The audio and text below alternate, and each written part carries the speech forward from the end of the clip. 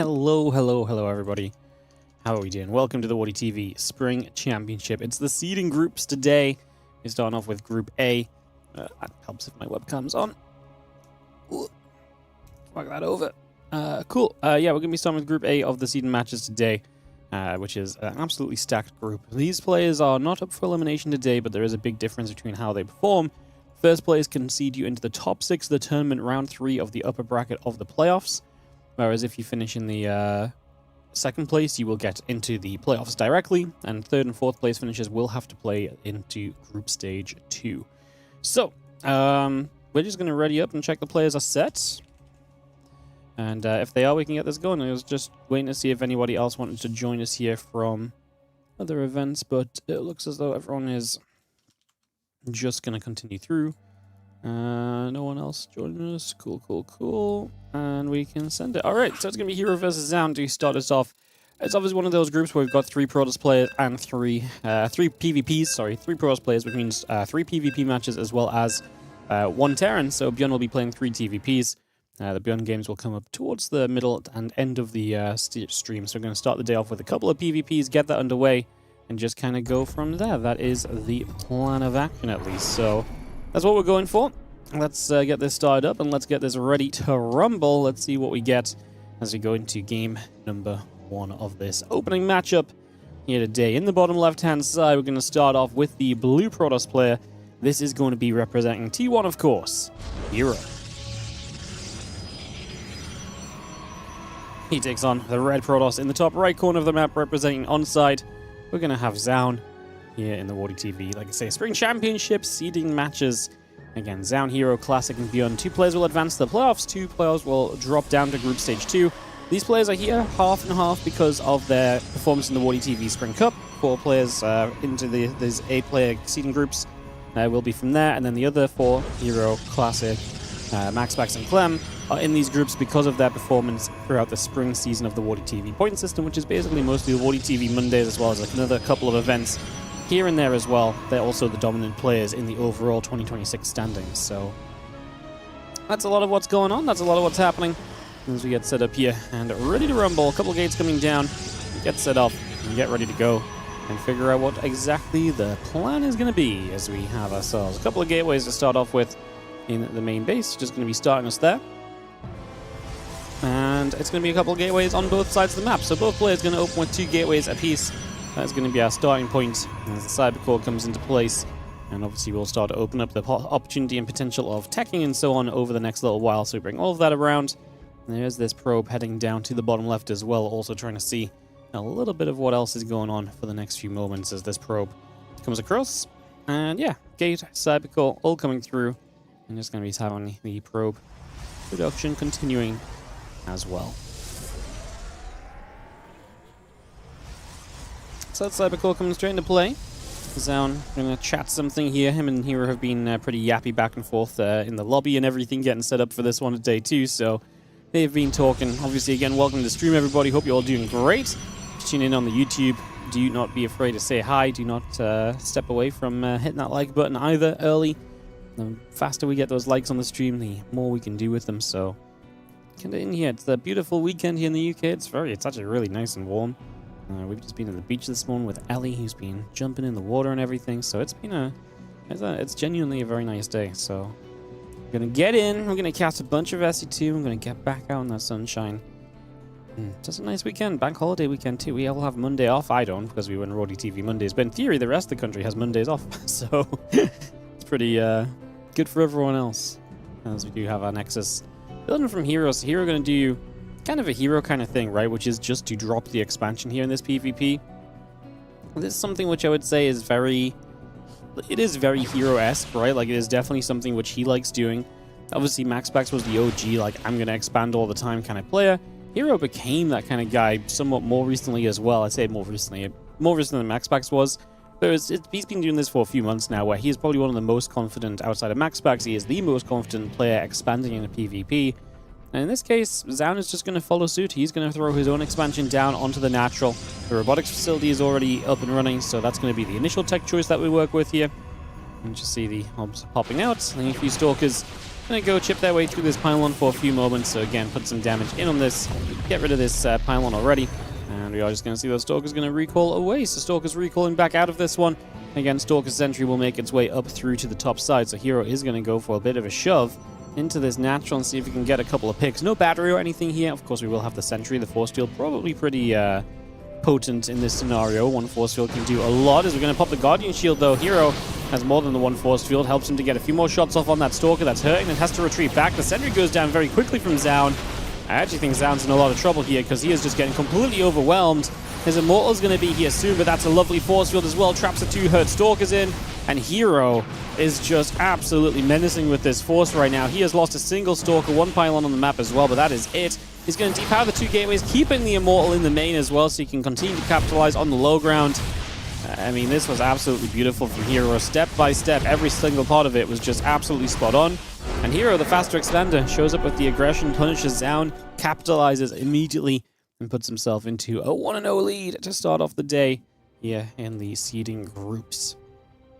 Definitely expecting Zoun to be able to put up some resistance. Definitely expecting Zoun to fight back a little. And we're going to go to 10k and then Winter if we do get to game 3 of this series. We'll host this up, get this started, and jump into game 2 of our PvP in just a few short moments, guys. Again, this is the WardiTV Spring Championship. Hello and welcome. If you're just tuning in, our RSL just finished up. Our 1-hour delay has worked well.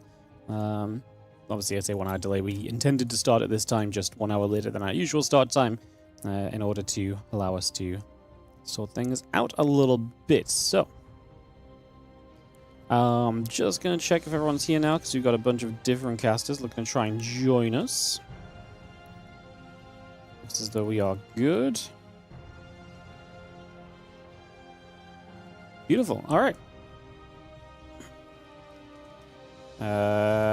Perfect. Everyone's readied up in the party chat. I was reading the lobby chat, but they're ready in the party chat. Let's get into a game number 2 here as herO swiftly dispatches his Zoun in that game 1 and takes himself up to that 1-0 lead. I can say game 2 of this coming around right now. Kicking this off. Let's get going into 10,000 feet.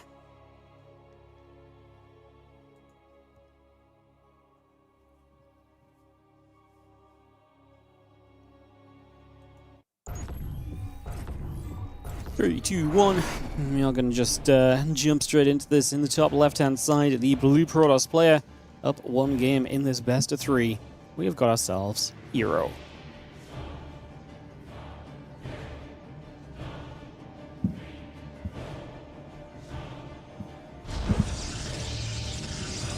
In the bottom right, our red Protoss player representing onside, it's Zoun.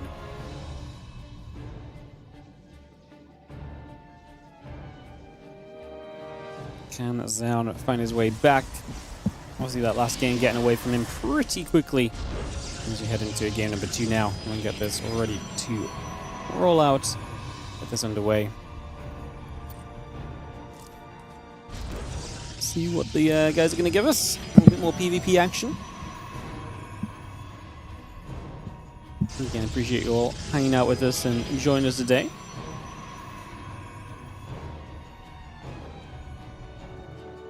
Gates, simulators, all coming through, getting built up a little bit. Just gonna see that probe coming back over. Again, a couple extra gates coming through. The assimilator coming up into place as well. We do have those probes still building. And again, wandering around for a few moments. Get those gates on the way out and get a lot of this established here for the next little bit. And again, the cybercore and the gateway all building through. The probes are coming up. Again, this ready to rumble. Am I still playing OSRS? Yeah. It's pretty much the only game I play outside of, well, it pretty much is the only game I play. That's not a lie, I don't play much StarCraft. I actually played some StarCraft ladder games the other day. When was that? A few days ago? About a week ago, maybe? I played like 4 or 5 games. I got flamed in every single one for smurfing or for being a Terran. It was pretty great. In one game, one guy gave me like literally every excuse under the sun, like back to back to back as to why he lost. It was amazing. Ay. SCT ladder never change. It's server right now in your iron? Hell yeah. No, I play a lot of RuneScape. It's my comfort game for sure. Sounds like I played versus you. Yeah. I feel like you would know. I mean, I just played on my Wardy account, but man, it was crazy. This guy, he legitimately said, first of all, he called me a Smurf. Then he blamed the lag. We were playing, I was on NA, by the way, and he was saying, this is too laggy because I'm on East Coast and we're playing on West for some reason. I'm like, okay. I'm from Europe, so can't be that much worse than what I'm seeing. So first he blamed the lag, then he blamed me, then he called me smurfing, then he said he was playing his off race and that he would have smashed me with his main race, and then he left the game. It was actually kind of beautiful. Lag, smurfing, and playing your own off race. There was all the excuses in one. Some other guy flamed me. Yeah. I messaged him after the game. I was like, thanks. He didn't like it. Oh, mildly toxic by me, I guess. Yeah.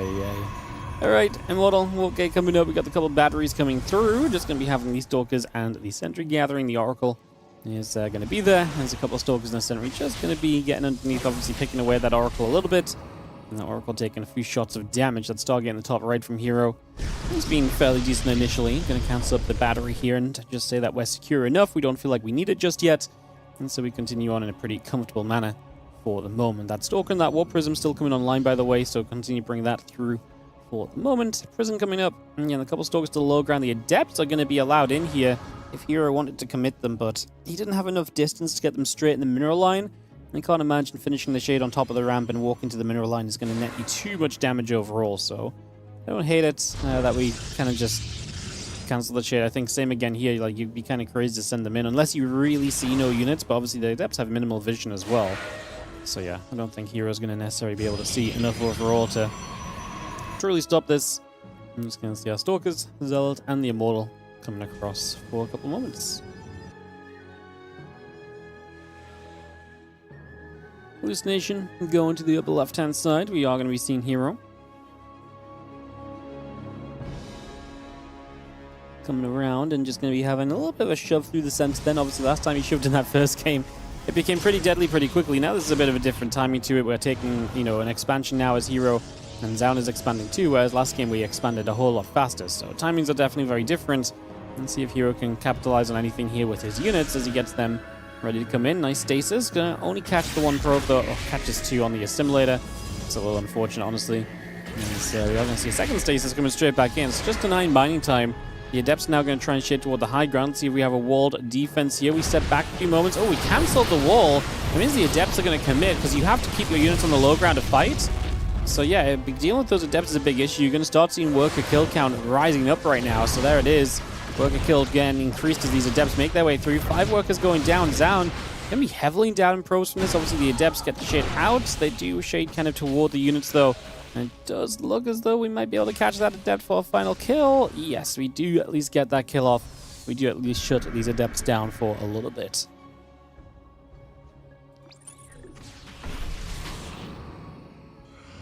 Well, Oracle's going to get back on the map. The Hallucination to try and scout as well as Zoun tries to figure out where we are at right now. Let's say Oracle. It was herO's Oracle just leaving out over to the right-hand side after being checked in on that location.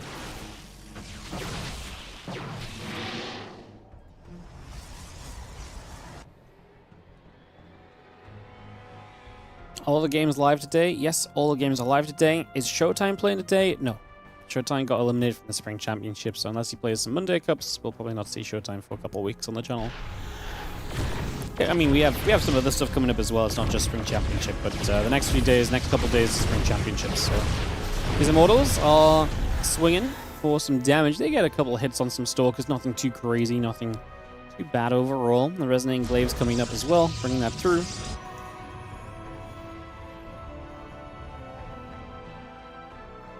Yeah, just getting more on a couple of gates continuing by. Definitely the Sentry still coming about. It's going to see that Twilight Council coming in from Zoun as well. Adding on the blink. Getting this on the go.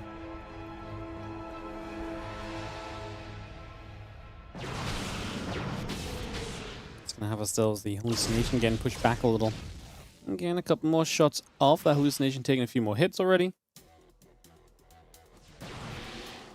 Oracle coming around the bottom side. Just going to have, again, the Resonating Glaives, the Adept and the Immortal. All of this building through for a couple moments. Oracle is going to drop the Revelation down, keep an eye on things. And yeah, having the hallucination, still checking out the high ground. So 2 Immortals, put some damage in. Sentry going to be picking up and dropping back down. Immortal and a few Stalkers going to be there to help out.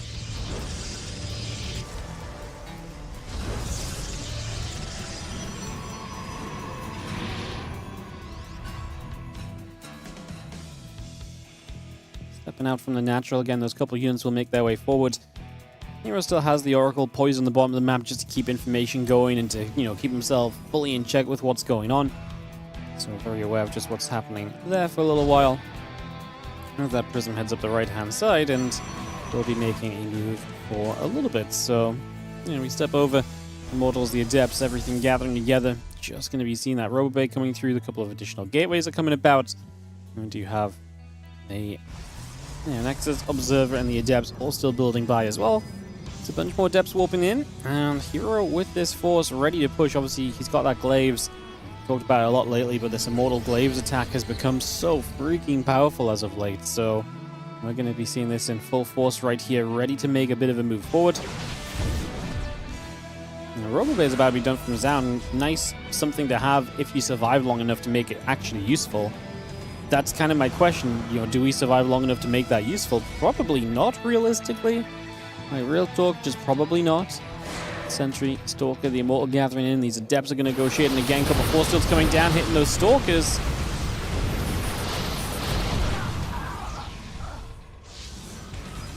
The rest of the Force Fields just setting up another round of Adepts going to warp in beneath that Prism. So bringing that straight through. Again, Gate in the Blink coming up as well. The Stalker Immortal Force coming back over. The Adepts trying to shade up, but this is a wall.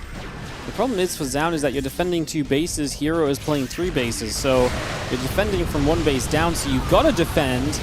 And then at the same time, your opponent is going to be starting to pull away on economy. Already an 8-worker lead for herO across the 3-base setup to the 2-base setup of Zoun. And I get it, Zoun can't really do much here. That Disruptor is potentially very useful if it can get into play, but it can't even get out of the main base right now because the Adepts obviously there. You're fully walled in because of those Adepts, and oh my goodness, the Disruptor apparently just stepped into Adept Fire a bit too much. herO is going to get it done. herO is going to take the opening series of the day in seeding Group A, and is going to be able to knock that into a lead. All right, we'll head into our second match then, guys. It is going to be Zoun and Classic up next, so we'll be getting that ready to rumble here. I just need to find us Classic. Cool. I'll just shoot him a message and get him online.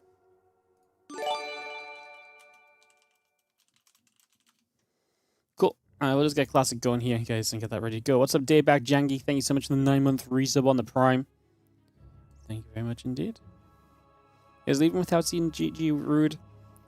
It's one of those things where it's I always feel like if someone leaves without GG, it's just I feel like it's very whatever, but I also think if you leave without a GG, I do think you're rage quitting. I also don't think it's the end of the world if you leave without a GG though.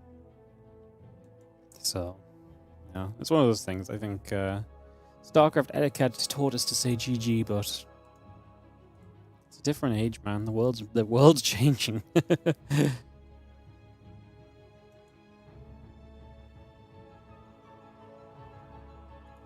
Alright, just waiting for Classic to arrive, guys. And we'll get this on the go for some more StarCraft. So yeah, Classic versus Zoun coming up next. Second match of this day. In just a few. Let me show you guys the state of the Spring Championship right now while we're waiting a little bit. Let's bring this up. So, obviously, Spring Championship, most important thing is it seeds into the WardiTV 2026 Championship. A bunch of WardiTV points up for grabs as well, so you can guarantee yourself a good seeding position in that 2026 Championship if you don't win it too. But yeah, obviously we've had a couple of the Group Stage 1 groups play out already. Rogue, Garrow, Trigger, and Kira have advanced. Group C of that comes up on Thursday, but this weekend we are playing out the seeding groups. So herO, ByuN, Classic, and Zoun. Again, first place will go into the top 6 of the tournament, round 3 of the upper bracket of the playoffs, so right over here. So you get to start really deep on that position.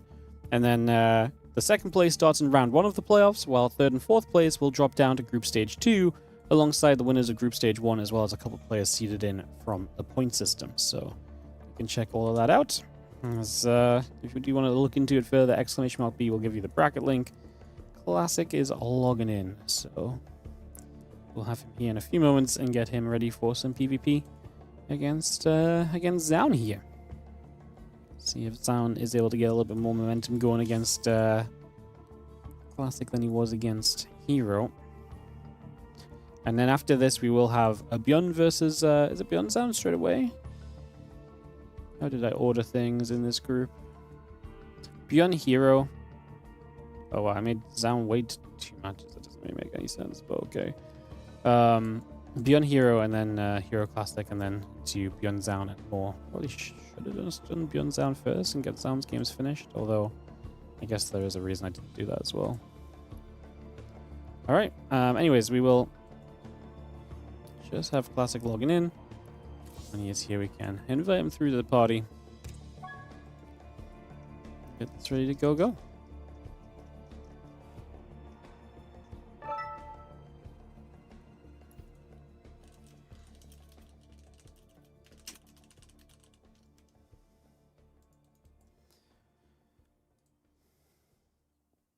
Alright, guys.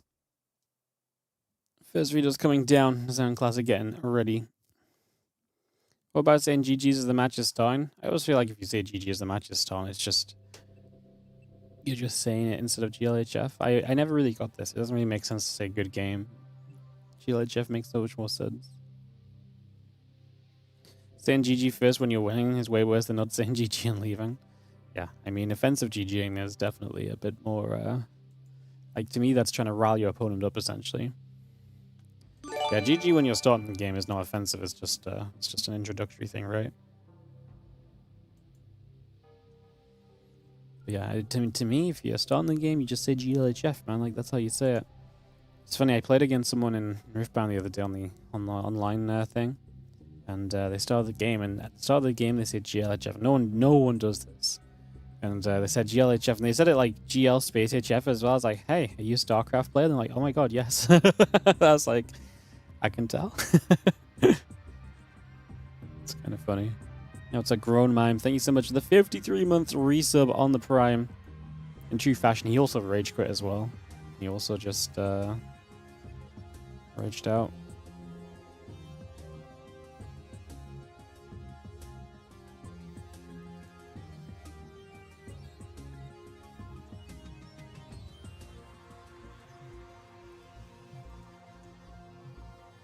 You think GG at the start means they're bad cheese? There's like one of those myths that you hear of, like a ladder myth. Sometimes you just say have fun, and sometimes you get people asking why you don't say good luck. Yeah, I feel like if someone says like have fun or something, and then you're the one asking them why they're not saying like GL, I feel like you're the one being the issue by asking them to say the whole thing. Like people like typing, people can type what they want to type, you know. Trying to push someone to type something in a certain way is, to me, way more problematic than someone saying half of the greeting that is typical or something, you know? The whole thing's just, like I said, it's just a whole etiquette thing, and I do actually think it's a bit... I think it's a bit silly to some extent. I think, like, some of it's nice. I think saying GG is nice, but, like, again, like, people get so caught up in these discussions and things, it's just, like, it is a little silly, really, at the end of the day, so... Alright, Classic and Zoun are here, and the videos are done. The first map is going to be Mothership. I'm going to host into this in just a few moments, guys. So, kicking this off momentarily. Zoun versus Classic. Have we got everybody? 5 casters in the lobby. I feel like we're missing Crank. Yes, we are.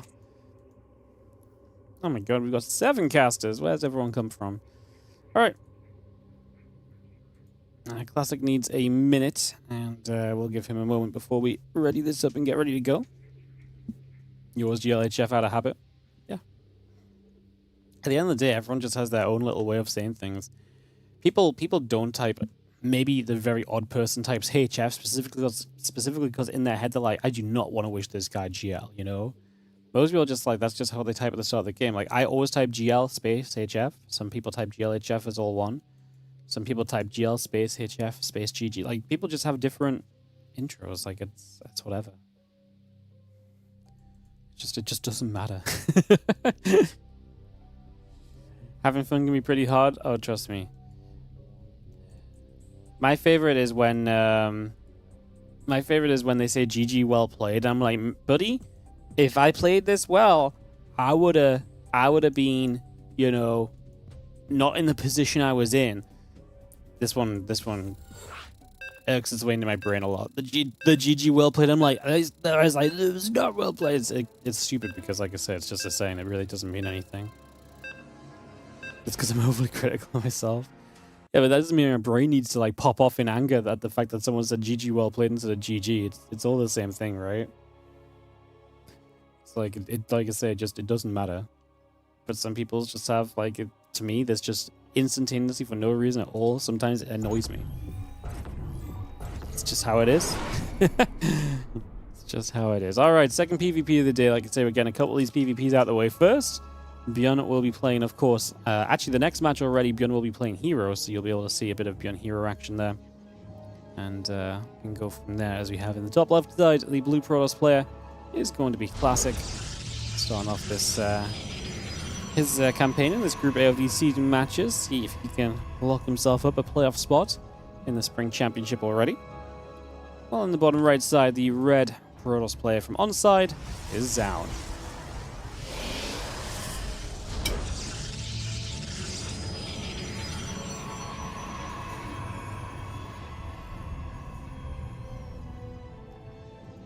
Some other day, someone wrote GF as the game begun. You was wondering what that was. It's almost like GLHF merged. But I think a lot of people sometimes type GF to say like good fight or something. What game do you use that in? For some reason, to me, this instantly says good fight. And I'm like, but what if I use that in to potentially think that is a thing? Maybe I'm just making stuff up. Maybe good fight, maybe just a GLHF combination. The mysteries of what people type.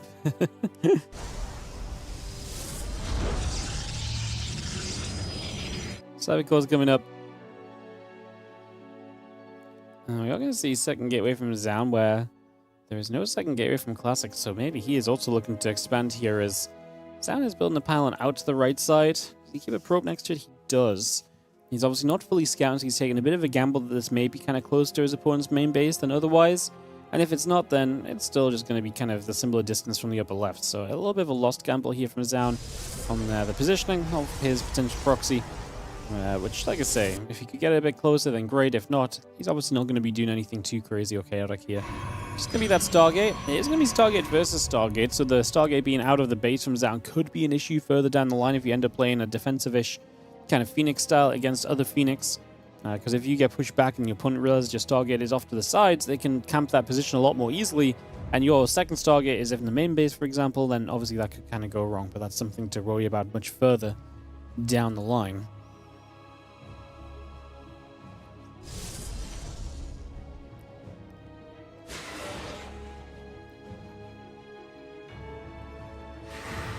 This one depth begins its shade out down to the south. And across there just for a couple moments. Again, Stalker probe. Nexus coming through. A couple of depths going to go shading about as well.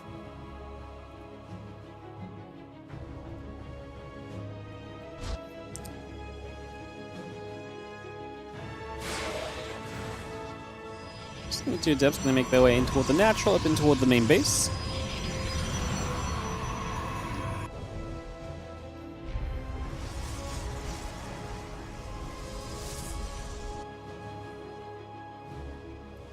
This one probe journeying, again heading around the left side, going to be setting up for a couple of moments. The Oracle overhead, going to see a couple of these adepts still moving around too. Again, we just keep things moving for a little bit right now. Next is done to the natural, and the Voidra and the Phoenix still coming up as well. The Oracle activating and picking off that adept, so going to be able to take that down. Now it's the main base we get through for a few more probes. 4 more workers going down, so able to get some good damage there. The Stalker going after the Oracle still. And Stalker still trying to fight the Oracle for a couple more moments.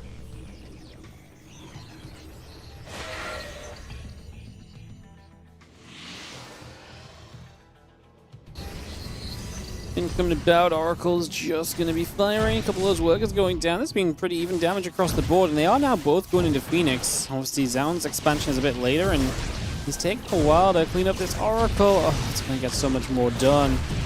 He kills it off. Obviously, he still has his own Oracle alive. He is up by a Phoenix as well. A couple of Adepts on the low ground here will be an annoyance. Obviously, will force Phoenix to maybe lift up to clean them out.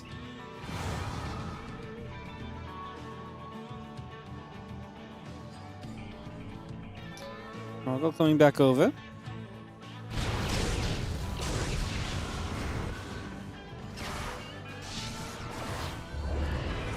Let's see the Adept lifted again. The other Phoenix coming through.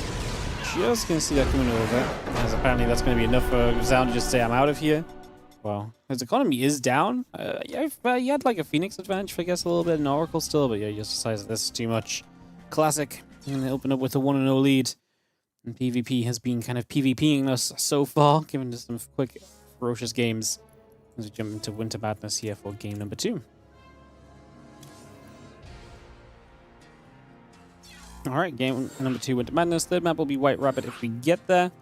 So we get this set up. So we've got a bunch of casters to get in this lobby. Just take us a moment or so. We'll be able to kick this off. Again, thank you for joining us, guys, for some Spring Championship seeding group action today. Again, a little unfortunate we're starting off with some PvPs, but after that, we should be in for a pretty fun time. Yeah, I'm really looking forward to seeing ByuN playing PvT, actually. I actually really think his PvT is going to be very fun to see, so... And the herO Classic PvP is always really out there, and something that could be very interesting as... Classic just asks us to wait for a moment, so no worries. We'll give him a minute and get resumed in a sec. Again, hope everyone's having a good time, having a good day, having a great weekend.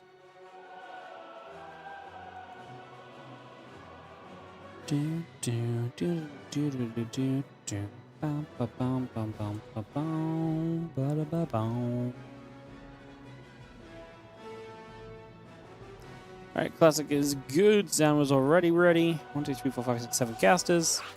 And we can go into Winter Madness for a game 2 of this series. This off and get this ready to rumble, guys. Watching 2 PvPers get at each other here. Big game. I mean, Classic beat if you take down Zoun, gives you a good setup in this group. Obviously, round robin. Every map can matter in round robin. So, especially when there's such a big difference between first and second place, even bigger difference between second and third. Interesting to see what these groups come down to. As we have got in the top left side, the blue Protoss player. This is Classic. He has the 1-0 lead after getting the GG out of Zoun early in that last one with a little bit of Stargate on Stargate play. You never even really saw the proper Phoenix versus Phoenix stuff come around. Let's get this ready to rumble.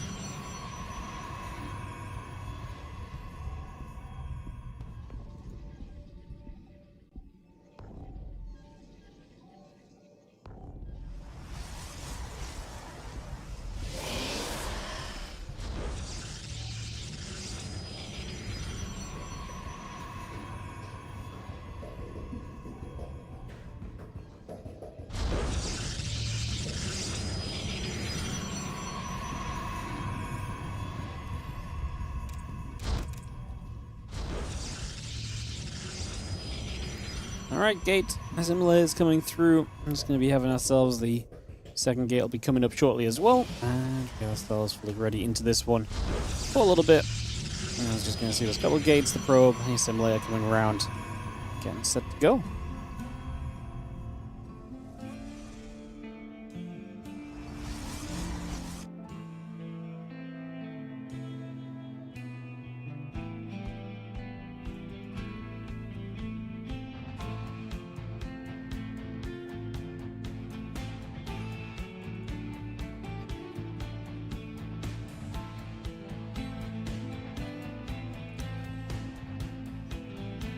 Of course, this is a WardiTV event, guys, and we'll just take a moment here to do a little first sellout of the day.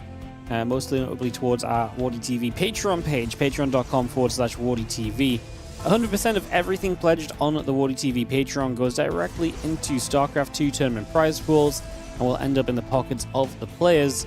We even cover the transaction fees. So if you donate $10 on the Patreon, if you sub there for $10 or whatever you want to do, Whether it's monthly, whether you want to set up an annual thing, whether you want to sub one time and then back out of it, we will guarantee 100% of that money you invest goes into the pockets of players. So it's a great way to support the players that obviously we need to keep on playing StarCraft 2, otherwise we do not get pro games of StarCraft.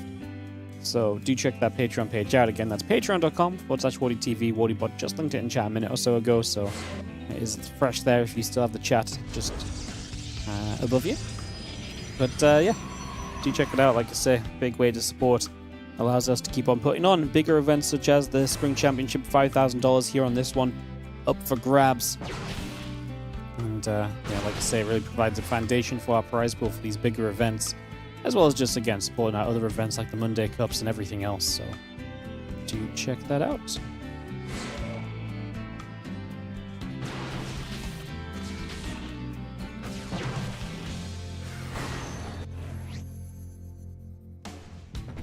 You see that depth still moving over. A couple stalkers coming back in as well.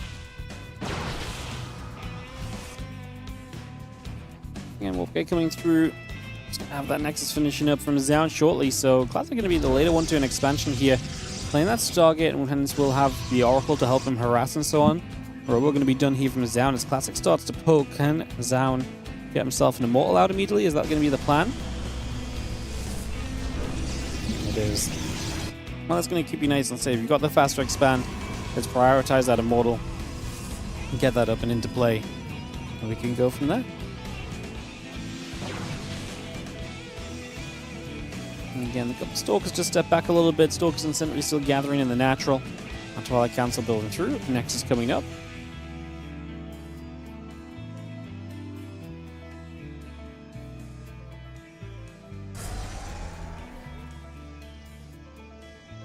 Four Stalkers stepping forward. We're not going to see one Stalker already.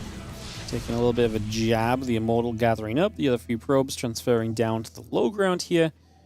Continuing to move this around for the moment. And Robo Facility coming about. That blink is coming into place.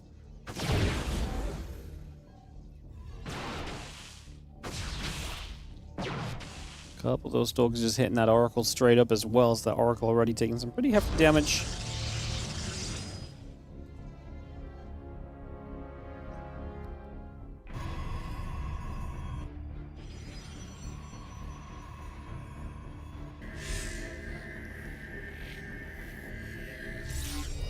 And drop some stasis wards. Obviously, the benefit of having the Oracle is being able to stasis up and utilize all the things the Oracle can do. Stasis wards being a big part of that.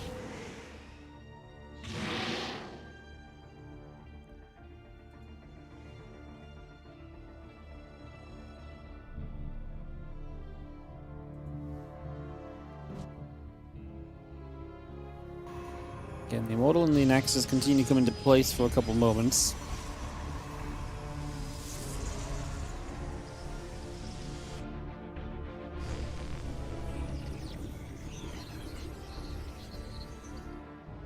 Link is building, the Nexus coming over, pylon coming into place.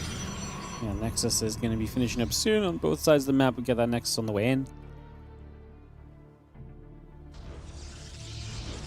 More gates building from Zoun already. Again, those straight up.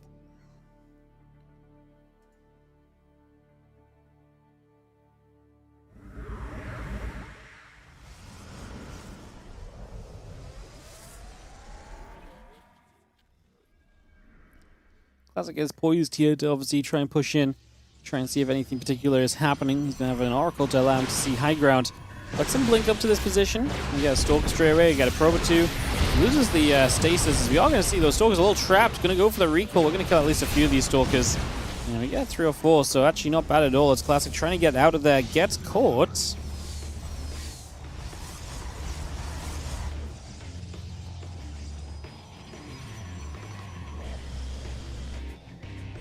Classic is heading into that typical resonating glaives again. That glaives Immortal setup has been done a few times.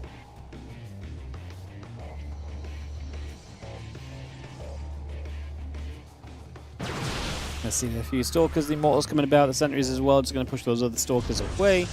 That blink is about to be done.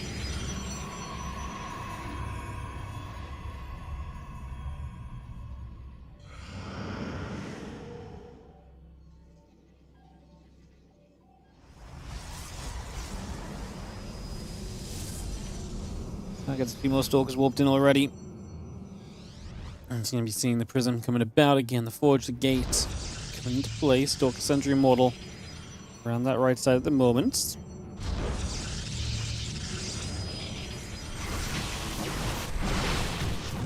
I guess the Oracle, which is nice, just removing that from the equation. Not gonna have to deal with any more of those Stasis Wards or anything for now.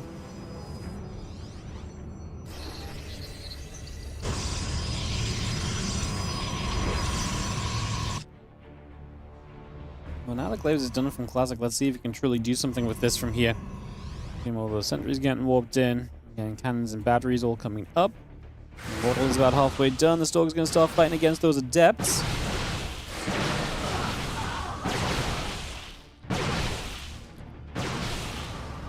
Eventually the Adepts taking some damage.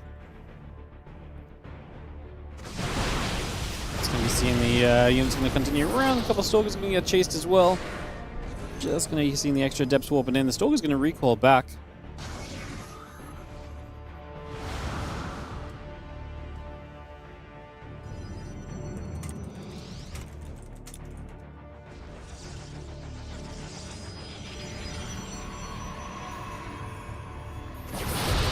Nice level of Coastals there, trying to just keep those Stalkers away. Nice on the Adepts as well across the map. Zoun is going to get in. Get through for some work. He's going to lose a bunch of probes. Zoun is losing the Prism. You see the Stalker stepping up. The Immortal is going to be taking a couple of shots, some damage being done. And so then I see the Adepts coming over as well. Again, next is Observer coming about. Zealots and the Stalker coming up as well. Continue to bring that over. The Stalkers, the Immortal, still stepping forward for now. It is a massive army from Zoun, and Classic has not really done too much with this glaive timing. Gets caught in the middle of Winter Madness here. Loses just a Stalker or so. Nothing actually too crazy. We're actually going to see these two armies work around each other. In a base trade scenario, these Adepts are way worse than the Stalkers, which I wonder if that's why we kind of send this here as Zoun. I wonder if that's why, because he knows that the army is swinging around the right, unless he really expected it just to come home. He's going to chase through. Let's see if he can take this base trade quickly enough in his favor. He's going to send some probes across the map. It's going to be a big advantage anyway, because I don't think there's a single probe that's made it out from Classic here, so unfortunately for Zoun, just loses that Prism is a bit of a shame. Zoun already supply block. Classic pretty much supply blocked as well, so I guess that's not too concerning. As we get up into the main, we get rid of those probes. Like I say, the units at the natural. We'll be able to watch for anything else moving out. Classic, sorry, he does have a Nexus down the left side of the map already, so he does have a Nexus over there to try and help things out a little bit. It's going to be seeing the couple of units continue to come around, see what else we can do. A couple more shots coming off. 3 workers, 46 workers. Classic down to just 1 probe, but like I say, him building a base on that bottom left side is very big for him, because without that, he would have been in a terrible spot in this base trade. Zoun is building the Nexus in his own natural. Army supplies are the same. There is obviously, again, arguably a better army with Stalkers, but it really depends on how well they trade with these Adepts. See what kind of happens there, as a couple of those batteries still get knocked at for the moment.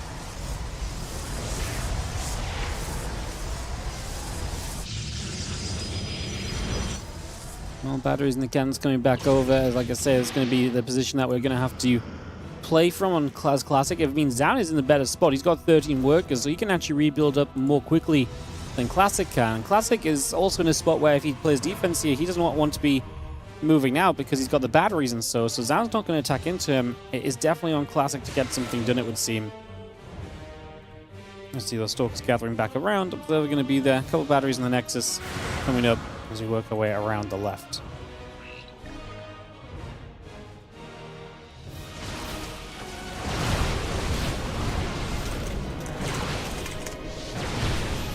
Depths Immortals still trying to step through. Well, I'm going to say it's definitely Classic that needs to do something. We've got the batteries here as well from Zoun as he sits on this original base of Classic. It is now his. These Adepts going to shade in, or are we just going to send it? No, not just yet. Obviously, if the Adepts commit, the Immortals can be kept back by force. So there's not too many sentries left remaining. Obviously, Zoun doesn't have a lot of production just yet, so this is the best moment for Classic to go, even if it's into the batteries, because it is going to be a point where Zoun is not quite set up to reinforce just yet still. It's going to have the Adepts going to shade. The Immortals in the back going to start busying themselves with it. Stalkers obviously have the blink. We blink forward here just to get after the Immortals. Obviously the Prism, though, going to be a big stopper to that, and is actually going to provide some micro, but it's not going to be enough. Classic supplies going down. The Stalkers are just too good, and obviously the batteries make a big difference. Zoun being the defender there, a definite help. GG's. As we just get that wrapped up. Alrighty. Game number 2 going the way of Zoun, and we get to go to a game 3 here for the first time today. So we are going to get a little bit more back and forth. Let's host into, I believe it's White Rabbit. Yes, White Rabbit for game 3.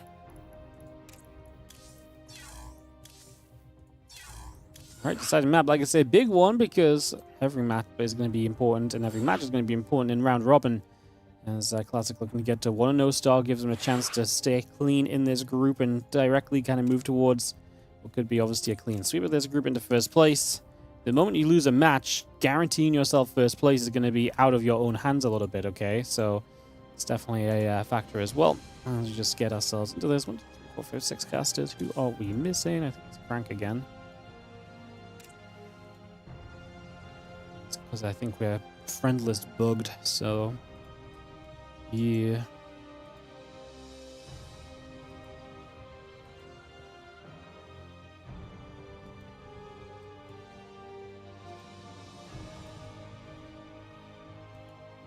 Alright, players are set. Go goes and ready's cold. Let's send it. Plus, I should have just killed that one pylon. How things can change. How things can change.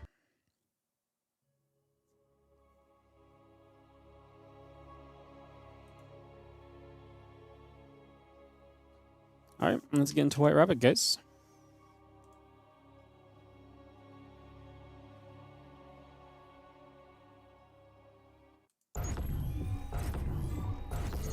In the top right-hand side, we're going to have ourselves the blue Protoss player.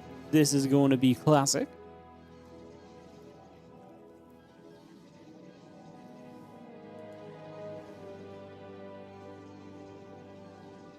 And in the bottom left, the red Protoss. Oops.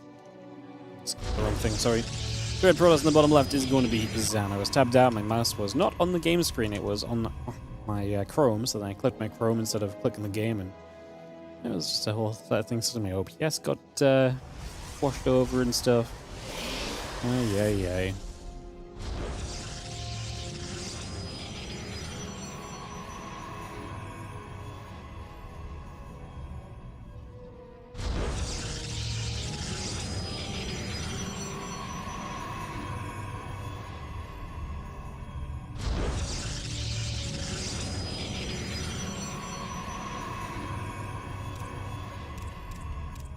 Thing series actually. The last one obviously big from Zoun to get. He actually had a lot of very good defense at different points of that, so that was a big deal. Let's see this probe coming around for a little bit here, getting moved about.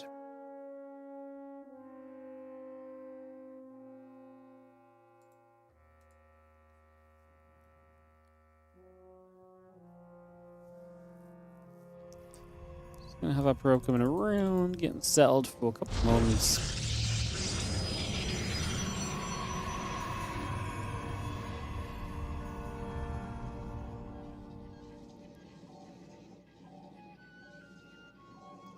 Yeah, is that cool? Gateway, probes, all coming through.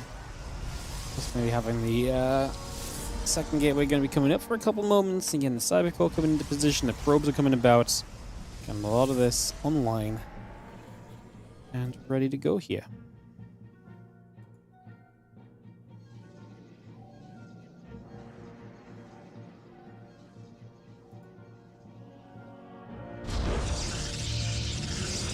Going to see already divergence between the players on their initial units, the 2 Stalkers and the 2 Adepts both on the way out, so getting that on the way initially.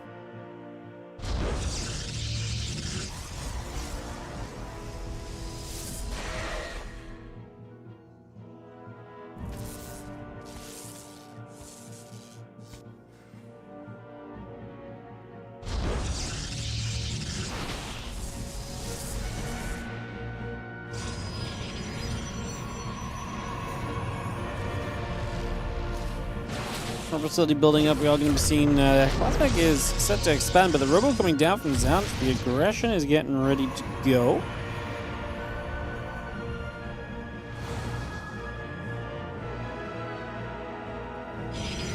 The sentry's coming about. That won't get coming up.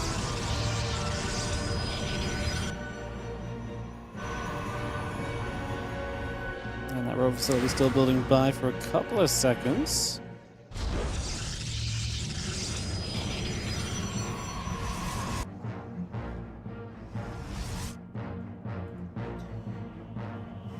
Classic get a defense off here. In the end, Zoun's actually going to be expanding, so it's not like he's going to be overly aggressive, but he will have the faster tech available, although he's really just not using the robo at all, so probably be a little bit more active putting that into play or so. Obviously, clearly not the case. And Stalker just going to be there, a couple of dips, hang around.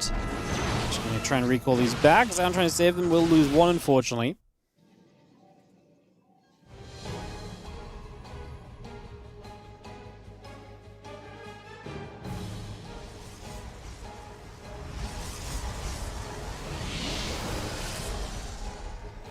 Hallucination checks around, just going to see a couple Stalkers going to be there. This hallucination still taking some damage, some work being done.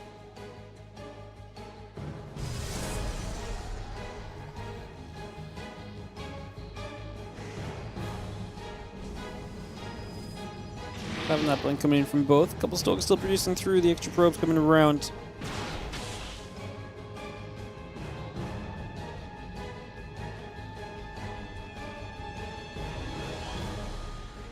Have that blink starting from both players. That's going to be pretty even. We do have Zoun was kind of building everything over here, so the Twilight, a gateway. Kind of intrigued as to what he feels like he's gaining from hiding something like this so late in the game. It's definitely an interesting one.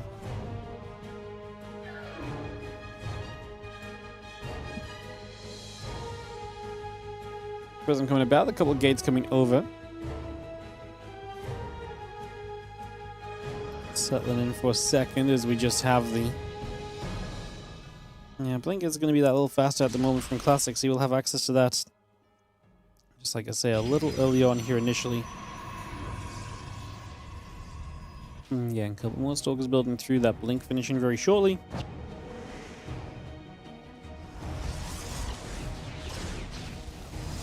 Shots coming now, just going to be seeing the Prism moving through, that Hallucination gets picked off as well, that Blink still coming over for a couple moments.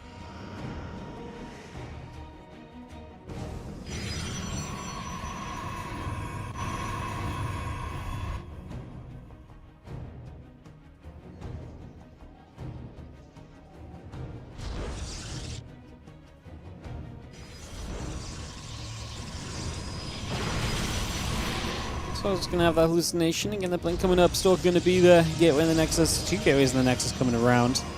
We're just going to be seeing the Stalker coming into place, and we do see the units of Zoun heading around that right side, so just going to get a move along there for a couple of moments.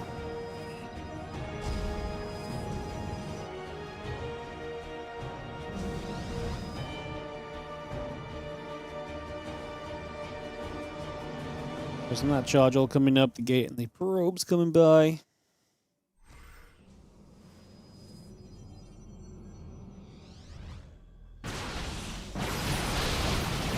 Stalker still trying to fight Sentry.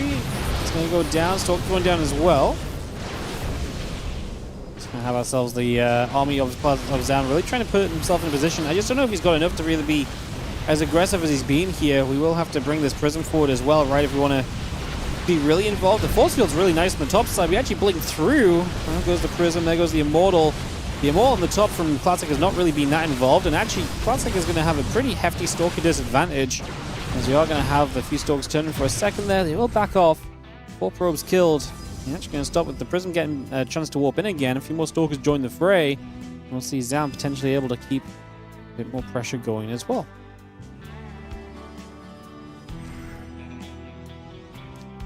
Charge and +1 coming in. The Immortal still building up. 2 more Stalkers getting warped in also.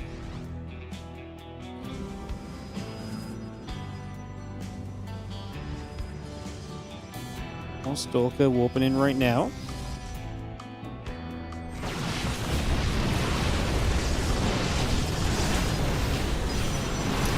Stalker's going to shoot that Immortal. Is going to get shot down. Is going to be taken out.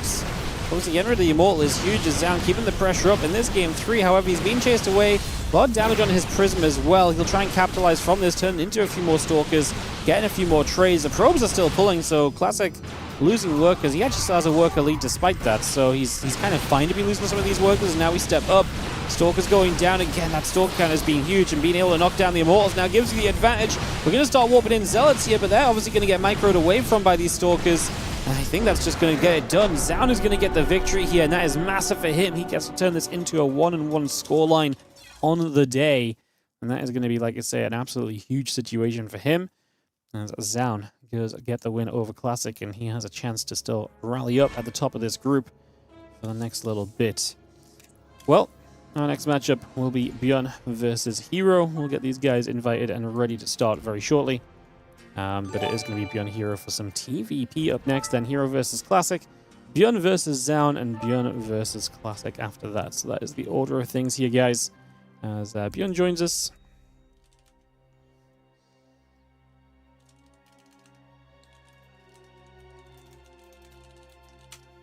Perfect. Go-Go's getting called. What's up, Hobbit Kabul? How you doing? 62-month resub on the Prime and a 5-stream watch streak. We love it. Thank you very much, mate. Appreciate the support. If you guys are enjoying this stream and you've got a Prime sub available, do consider using it on the channel. It goes such a long way to allowing us to do more StarCraft 2 content in the future. So do consider checking that out. Do consider giving that a go. And again, hit us up with that Prime sub. Like I say, it goes a long way. It helps us out a bunch. Regular subs, gift subs, all helpful as well. We want to try and push up towards 700 subs again for the Spring Championship throughout its entirety. So if you feel like you can help us with that, please do, because without your support, these tournaments don't happen. And again, this is all WardiTV prize money. This is all funded by you guys and your support and the sponsors we run and everything. So check that out.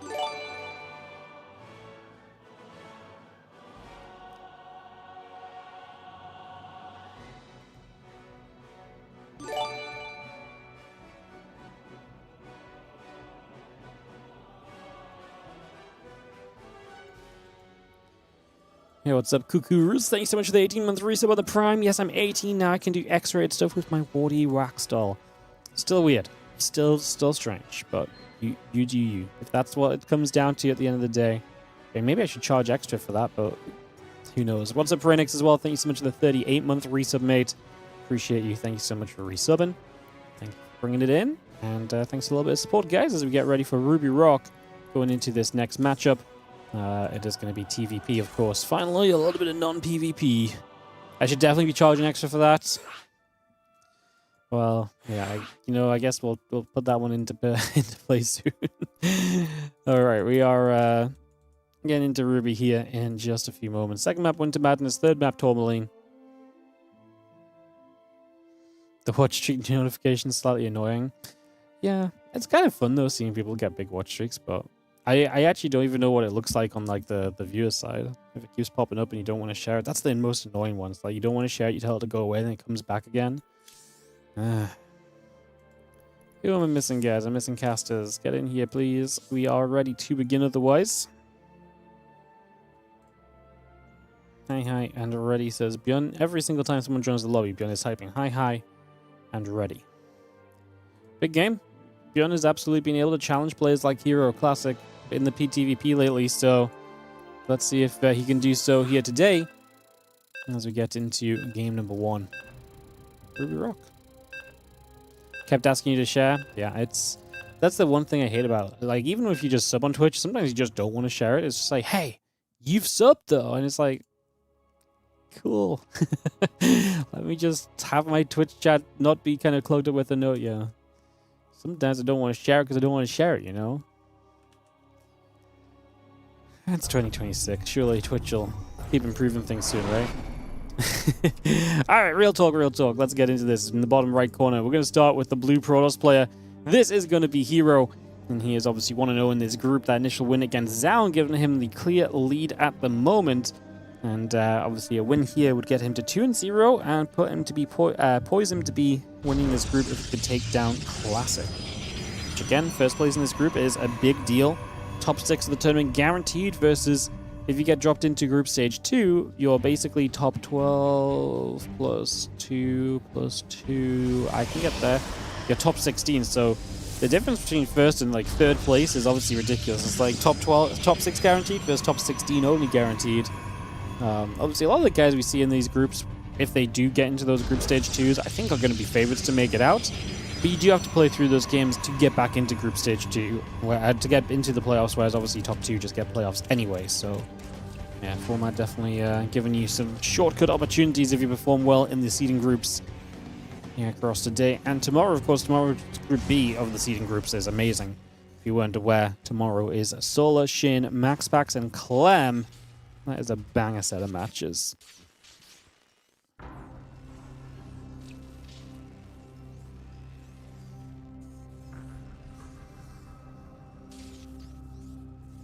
Alright, Rex coming through, Cervicore setting up. It'll take a couple moments. Get this on the way by. Again, Orbital coming through, Cervicore and the Nexus coming over. It's going to be having the SCV chasing around for the probe. Command Center will drop onto the natural as well. Just going to put that straight in position. SCV again chasing that probe, trying to see what's up for a couple moments. As yeah, Cervicore, Nexus building a simulator, pylon producing, and get that all on the way for the moment.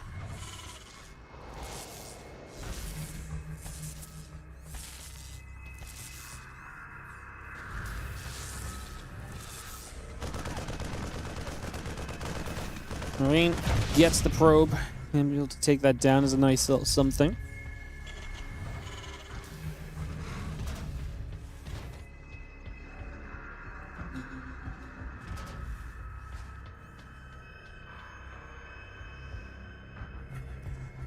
Again, Stalker, Warp Gate coming about. Nexus still coming through. Keep getting this on the go for the moment.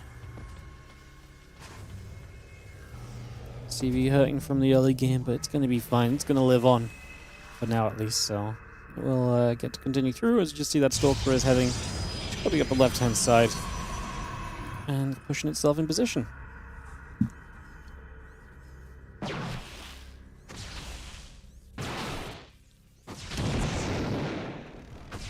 Stalker pings at SCV going down already. Telling the few Marines are going to be here. The Marines already getting toward that Stalker and actually helping to push that away straight off the bat.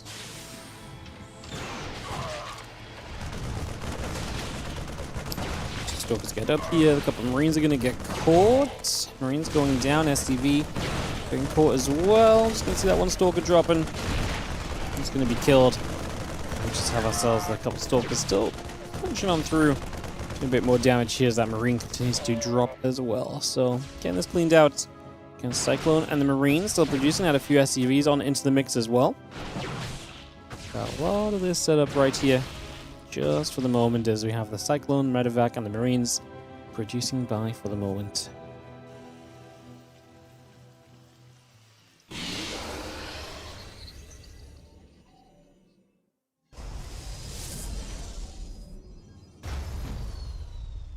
Siege Tank, Marines, and the Medevac all building. And you have ourselves the SCV is going to transfer down to the low ground. Medevac tank and the Marines are still building as well. So continue to bring that over for a little bit.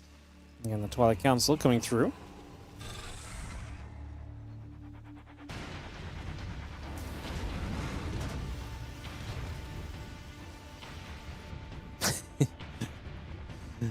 I guess read this in Twitch chat. Have you tried not watching to fix the watch stream with the watch stream notification?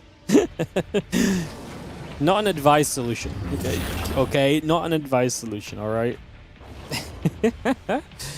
Medevac with the Cyclone side is going to head down to the bottom, so looking to see what's up. Twilight Council and the Prism all coming into place. Pylon building through as well. Take a few moments here. Continue to get that set up just for a few moments as yeah, this Cyclone is going to try for some damage, but there's enough Stalkers here that I just don't think this is really going to be getting anywhere. So we deal with this pretty decently just for the moment. So handling that very well for now.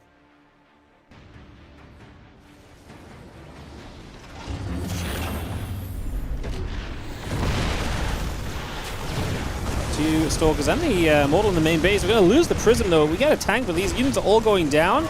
Does not feel great if you're going to lose two Stalkers and an Immortal and the Prism, and you only got the tank out of this. So this falls apart immediately from herO as this goes absolutely nowhere. ByuN Cleans this up. Obviously takes a little while to chase down the Stalks with just basic Marines, but gets it done. And wow, that was... I mean, this makes it a very interesting scenario. Wild.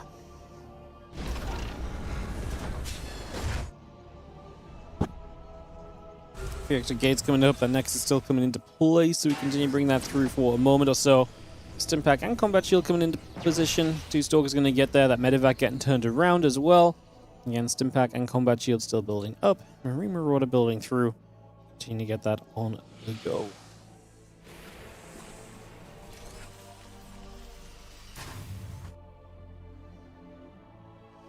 Just see the Prism. Continue to head to the upper left-hand side. Again, charge coming about. The gates and the probes building through.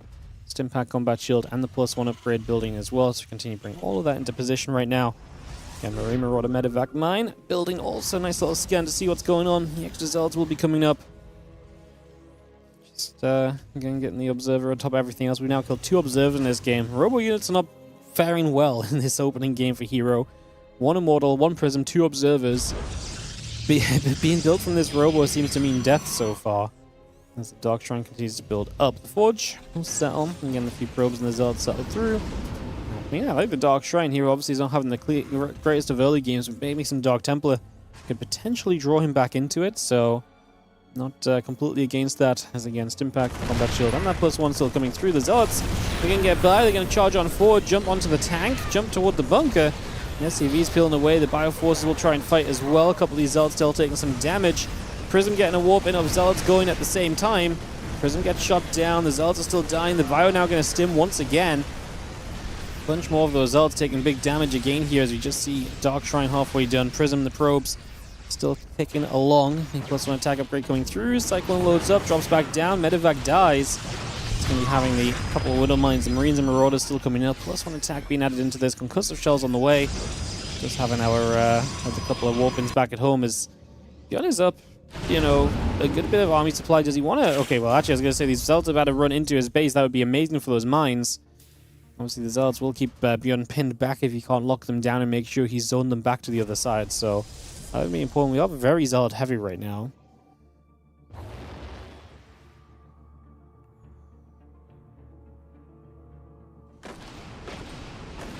The Marines just unloading from the Medevac on that right, so... Using this single Medevac, Marines have a lot of success lately, but I think hero's actually very well prepped for this. He's got a few units nearby. It's a lot of Zealots actually nearby, so we're going to be absolutely A-okay to deal with this. Here come the DTs, but we can scan pretty quickly, force the liftoff. You know, this Prism should still be okay, right, as we don't have anything to really chase it down. No Viking out just yet.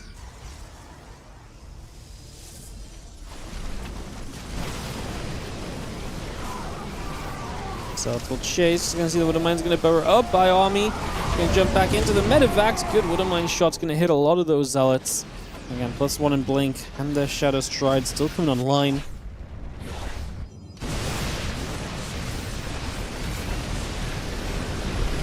Loving that CV's going down. ByuN's dropping the main. Will do some work. Couple of Zealots warping in will slow down the progress. Zealots are just so tanky. It takes a while to get through them, so it does slow down your advancing there.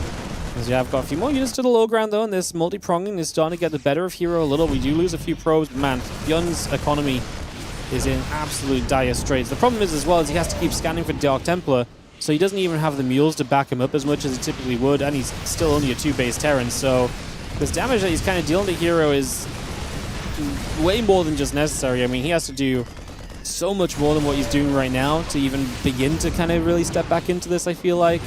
Marauder stops down, a couple Stalkers get sniped down. Just gonna see those extra Zealots still warping in, but ByuN just gonna say GG. This one got away from him. That felt like such a good start from ByuN as well, and just never really stabilized as I thought he was going to, considering the way that it all began. As that is going to be herO looking to get himself a map advantage, and obviously herO looking to pressure himself into a 2-0 spot in this group. Looking good at Winter Champion this year. He is back and looking good and sharp in here in the Spring Championship. Waiting for ByuN to come out of game. He's in the replay for a second, figuring out maybe just what exactly went wrong on that, as we'll host game 2.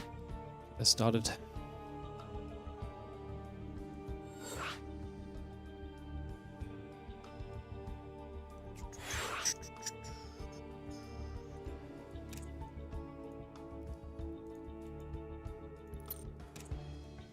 And both players are ready, so just getting our casters into game.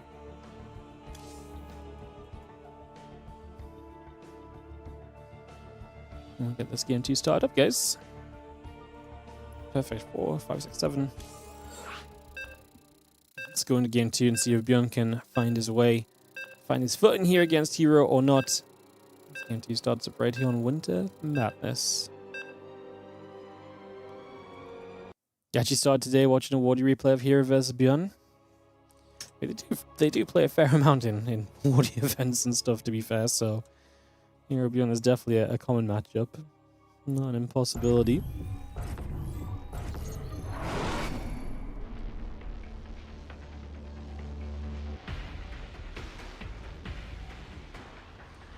Top left with the 1-0 lead is going to be herO.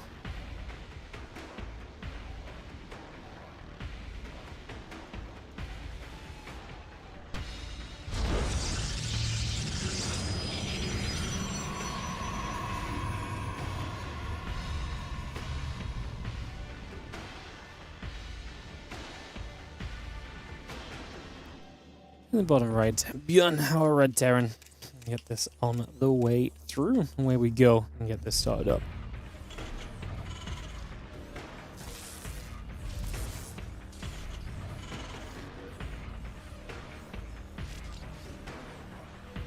Is it too late to start playing StarCraft? No, it's not. You can also play online ladder for free. I think you have to play like, you still have to play like 10 matches of unranked before you can play ranked or something, but you don't, the only reason you have to pay money is if you want to play campaigns, and even then I think Wings of Liberty is still free, right? So yeah, your game is free to play if you just want to play multiplayer. It's only you can play I think you can play Wings of Liberty campaign free, and you have to pay for Heart the Swarm and Legacy of the Void campaigns. But yeah, 1v1 updated multiplayer. What you're watching people essentially just play right now is completely free to play. Yeah, it's never too late again to StarCraft. So there's still a good amount of players of all skill levels. Might take a little while, first few games getting into it and kind of getting your MMR set and ranked and stuff, but yeah, there's players of all skill levels. There's still a lot of people making content, guides. There's a lot of ways to kind of still participate in StarCraft 2. There's a lot of stuff still going on, so only good news there. As our Nexus and Cybercore will be coming up.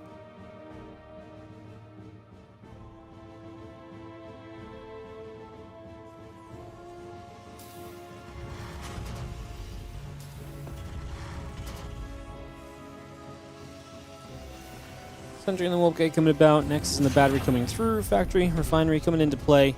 Get this settled, this all running for a few moments here, get this all set up.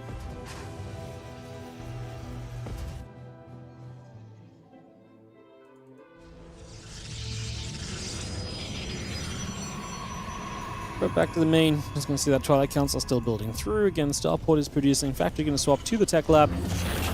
Starport is still coming online as well. Yeah, Cyclone and the Marine continue to build up for a couple more moments, so bringing a lot of that into place just for now.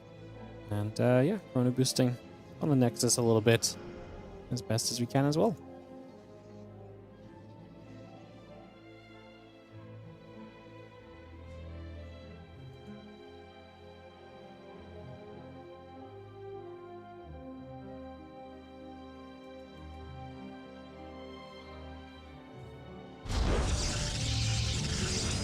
See a charge upgrade coming by. Cyclone locked onto and will kill the hallucinated Oracle, so we'll be able to knock that down. Medevac mine, the racks and the reactor continues to produce through, as we just see this orbital going to float down to the low ground here. You're going to get ready on the natural.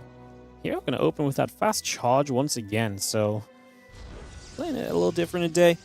Not seeing that blink as much with that charge going through immediately, and see what we can do with this charge, see if we find a way to be aggressive or so in these early stages. Just going to see that medevac loading up. Cyclone, mine, and 2 Marines begin to get across to the other side of the map. So we're going to make our way over there just for a little bit.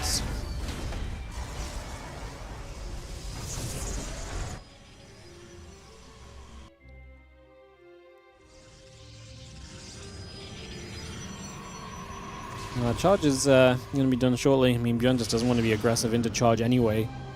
Charge lots are kind of designed to be extremely good early. And then, you know, as the bio force gets bigger and so on, that's when Zealots trade a little bit worse as well. So,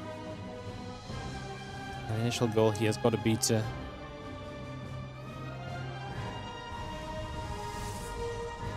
get Zealot. Just going to see this medevac coming through the top side. Cyclone, a couple of Marines in the middle mine can drop out. Going to wait a second before dropping the mine in.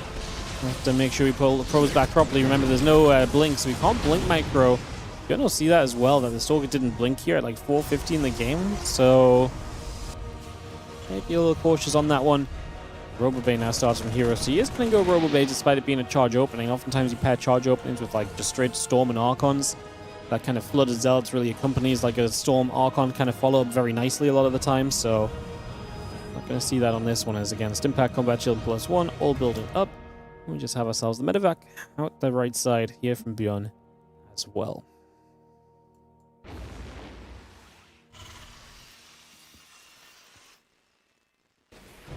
Impact Combat Shield +1 attack coming through. Marine Marauder Mine all producing also. Again, that medevac still coming into place. A couple more depots getting positioned.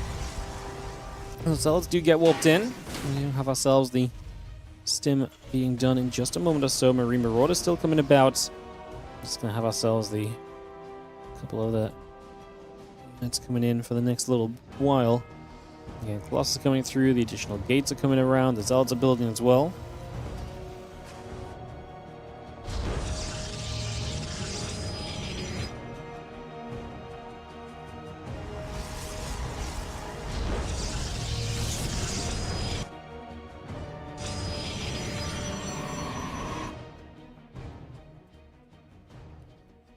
Bio, medevacs, the Cyclone, all working away around the left side there. So again, trying to see a bit more of what we got going on. Again, Colossus and the Thermal Lance coming through. Just going to see the couple of depths are going to shit about as well. Let's see what else we can go for at the moment.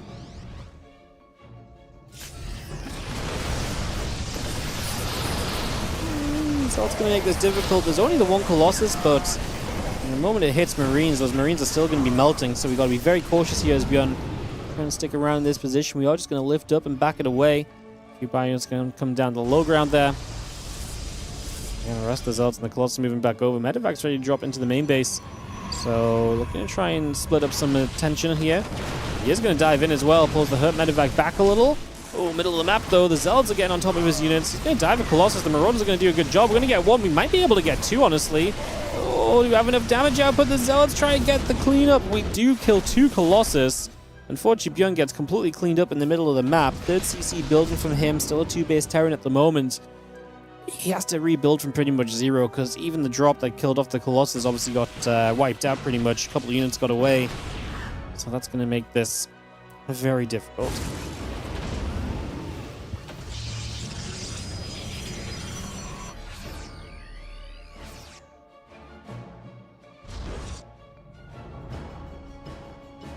We're slowly coming about. The extra Stalkers building as well. That +1 attack upgrade building through.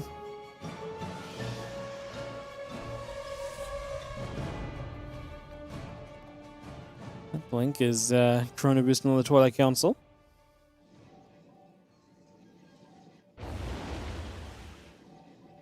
It'd be nice to deal with stuff like this. hero's way out of position. He's off to the right side, so has to recall back. Widowmines will do pretty well here against these initial Zealots. The Bio decides it is going to commit to the liftoff and the escape via medevac, so escape away there. Again, Marine Marauder and Widowmine still coming up. Armor upgrade, all of the command coming through too. Engineering Bay and Armory from ByuN onto the natural. Just going to drop those straight into place as well for the moment.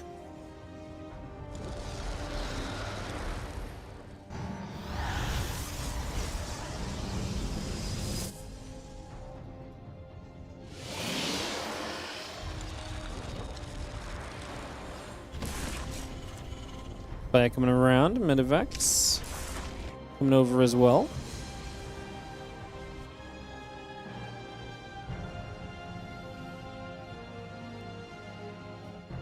Yeah, Vikings, the Marauder, the Armor upgrade coming about. Armory still coming into place. Just going to be seeing another scan coming through into the center.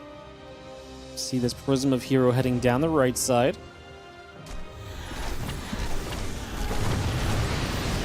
Doesn't take a lot of zealots to cause chaos. The Vikings here are nice because it means the Prism can't warp in extras. It's going to be nice and clean shutdown, honestly. Doesn't take ByuN much, and is able to deal with that very well so far, so yeah, doing a great job of this one. And then we got ourselves the Viking, the Marines, the Ghost still coming through too.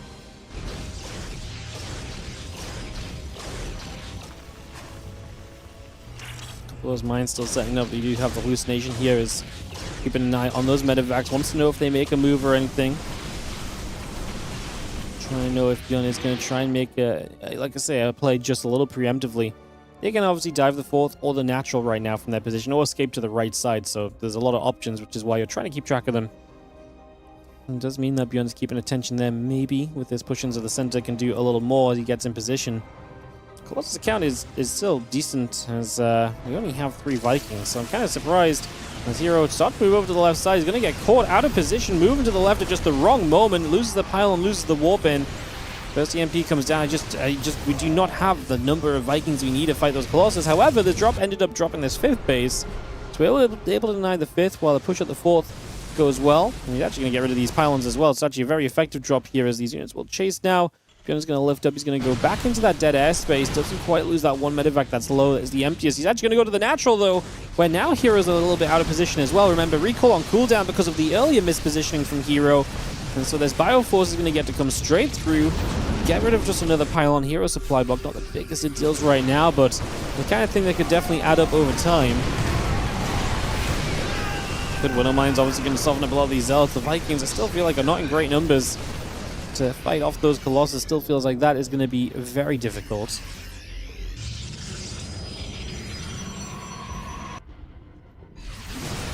Well, if the Colossus gathered, just going to be seeing a few more Zealots coming back through. Storm's getting underneath, a couple of medevacs going to get shot down too. Those dropping Zealots still getting in toward those Marauders, able to play cleanup for a couple of moments. Ghosts, Vikings, the Marines coming through as well, adding that Marauder into place also.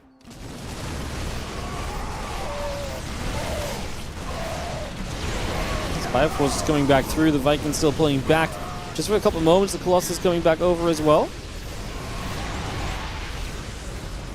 And this is going to be herO and ByuN trading out big time. We've got a few Zealots, a few Widow Mines still on that right side. If the Zealots walk in there, feeling like that could just soften them up a bit before this base. Widow Mines going to start going off. Nice. He actually used the Prism to try and pick up micro and to avoid some of that mine damage. He gets a bunch of those cleaned up freely. Good little move from herO, like I say. As we do have a scan to the front. ByuN not able to land that 4th base down. herO starting to just expand around the map. Starts to feel like this game is getting a little bit out of reach for ByuN here, unfortunately. It feels like we're starting to just step away from the reality of being able to kind of stay in this and to get something successfully done.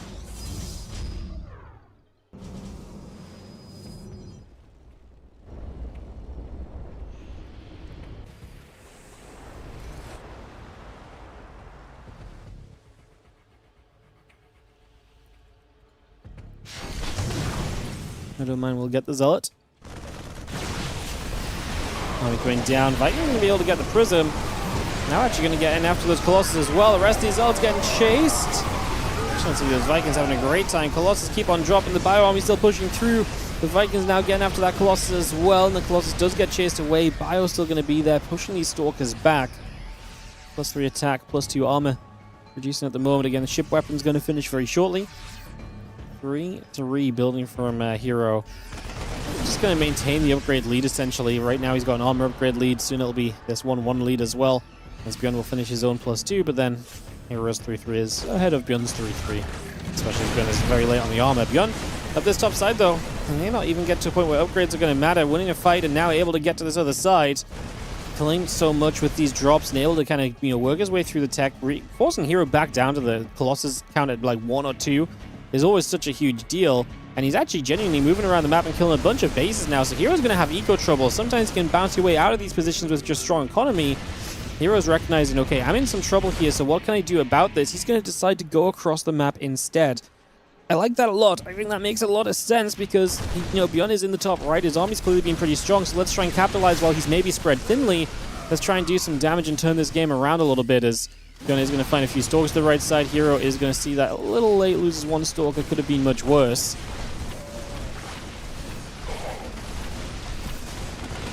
Zealots, frustrating, especially as they're allowed into the main base. 25 probes killed in recent history by ByuN. herO is still level on workers. Again, 3-3 coming about, a couple of disruptors coming through, the additional probes coming in. Bio Army going to chase for a couple of Zealots as well. Finally clearing that up. Took a while, but we got there. Because he's killed the bases, ByuN really elongates the time he can spend in this game right now. 3-3 coming up. Again, a couple of Vikings and medevac still building. Missile turret and the refineries coming up as well. Nexus gets cancelled. Bio. Yeah, nice little liftoff. However, we're there to punish it as herO gets underneath and kills that off already.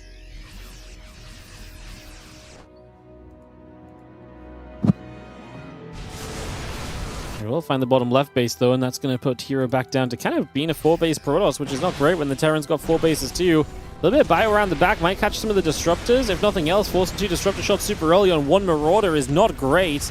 You can see another disruptor shot with a similar vibe, but now we lose Colossus. They just trail away. We lose one, the other one just getting out of there. A few Zealots once again have leaked their way into this natural expansion. ByuN still right on the verge of being maxed out in this game.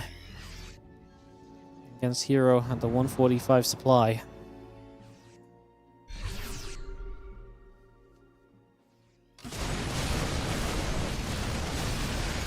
Zealot stepping forward to scan out to the right side. There's Bio Ghost Force still pushing up. Couple disruptors and the Stalkers moving around. Libs goes to the +3 armor coming up as well. The army goes back over to the left. The Bio Ghost Force going to be here once again. The couple Stalkers going to be nearby too. We catch these Zealots. Nice comfortable catch. Easy stuff at the moment. Couple CCs coming by. The Stalkers get in there, denying the command center for a couple moments as well. And that's straight off.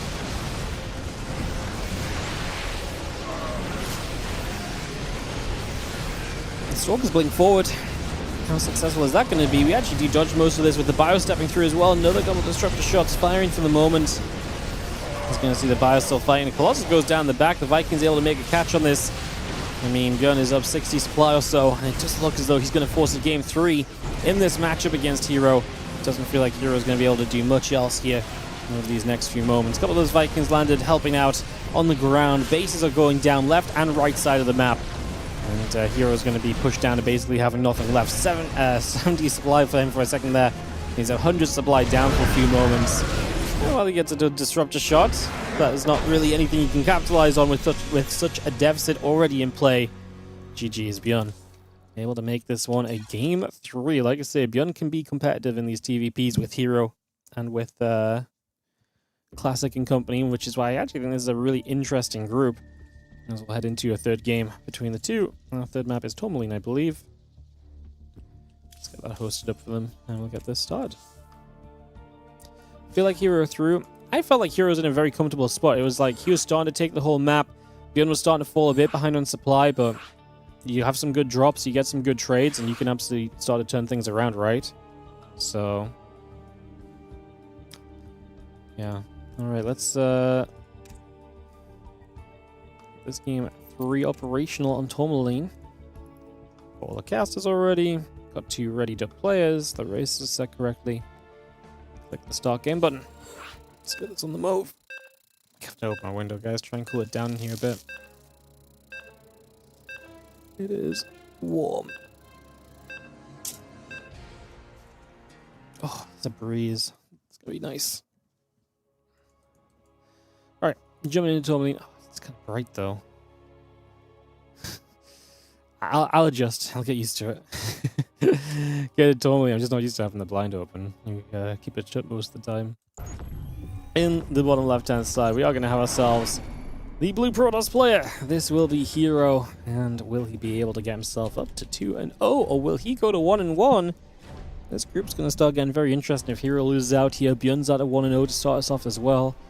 It really is a group where it feels like everyone can kind of beat everyone on any given day, so a lot of possibility on how everything turns out still, as this would take us obviously to the halfway mark of the group, with, like I say, a lot to be decided.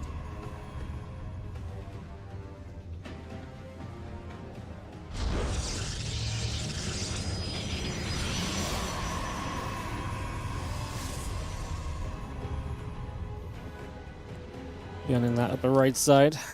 Say has some fun potential here, and he's going to proxy racks it to start this one off to get us into a fun setup. So away we go.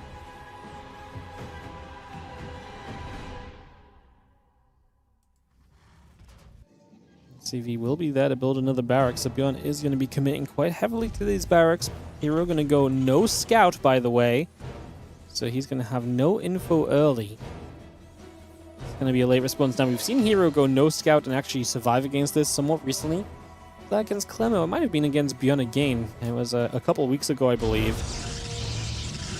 So Nexus drops into the natural. Going to put that straight into position. Again, a couple of barracks are going to continue through. The gate coming up, the cyber core coming in. Nexus building as well, so again, bring a lot of that into place just for the moment here. As we do have the tech labs to confirm that these are marauders. Now, herO is scouting now, so it's not like this is no scout forever. He will get this info in a moment or so that there are missing barracks. And we'll see if he can make the correct read on what exact kind of proxy this is. Because, yeah, right now he's still a little in the dark, right? You don't know if this is just a barracks that's maybe just out on the map building the Reaper. So you'll try and get a read on this, as herO has already started to build the Nexus. He's already committing to that low ground. Gives ByuN a pretty sizable target, which is, you know, you just win on the low ground, you're going to be in a pretty good place.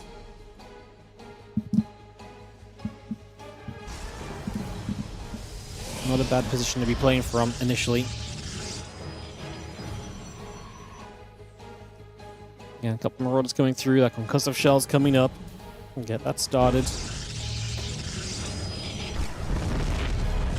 Cancels the Nexus in the young as he realizes, okay, this is pretty serious. The Stargate's obviously a good response. The Void Ray is very good here. Be able to push back those Marauders. See if ByuN is going to pull out of Marauders. Obviously, he's got quite some time to do damage. First battery's about to be done, though. First battery being done is absolutely huge. As he arrives, he sees no natural. What is his response? Second gas at home. Probe is just nibbling at the depots. That's not really an issue right now. Long term, maybe. In the immediate future, not so much.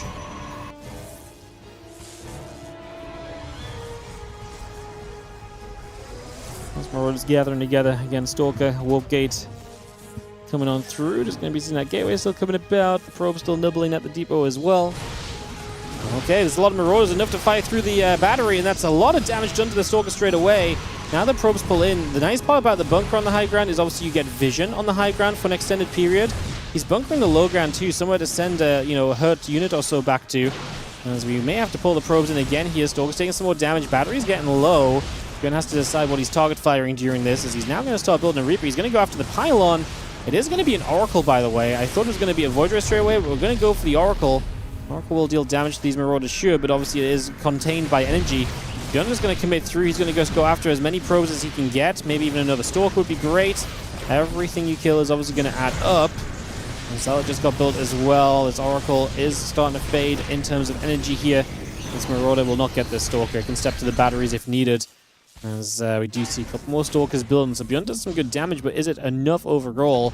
Obviously, one of the issues here is going to be the bunker. The other issue is going to be the complete lack of anti-air against the Oracle as it goes across the map. So there's a lot of possibility that this Oracle at 46 energy is going to get so many SCVs. That's the big benefit of building the Oracle. You maybe don't have as much constant damage output as the Void Ray, but if you do defend and then you can go across the map with the Oracle, bam, it's going to do guaranteed damage, and it's going to get here a whole lot faster than a lot of other scenarios, as herO deciding if he wants to activate this Oracle or not. For now, he's just going to leave it here as a threat. The Reaper is coming home, by the way. He's going to go clean up that probe, which has been nibbling for a while. As now the engineering bay is done, we try and build a turret. ByuN decides he's just going to run the SCVs.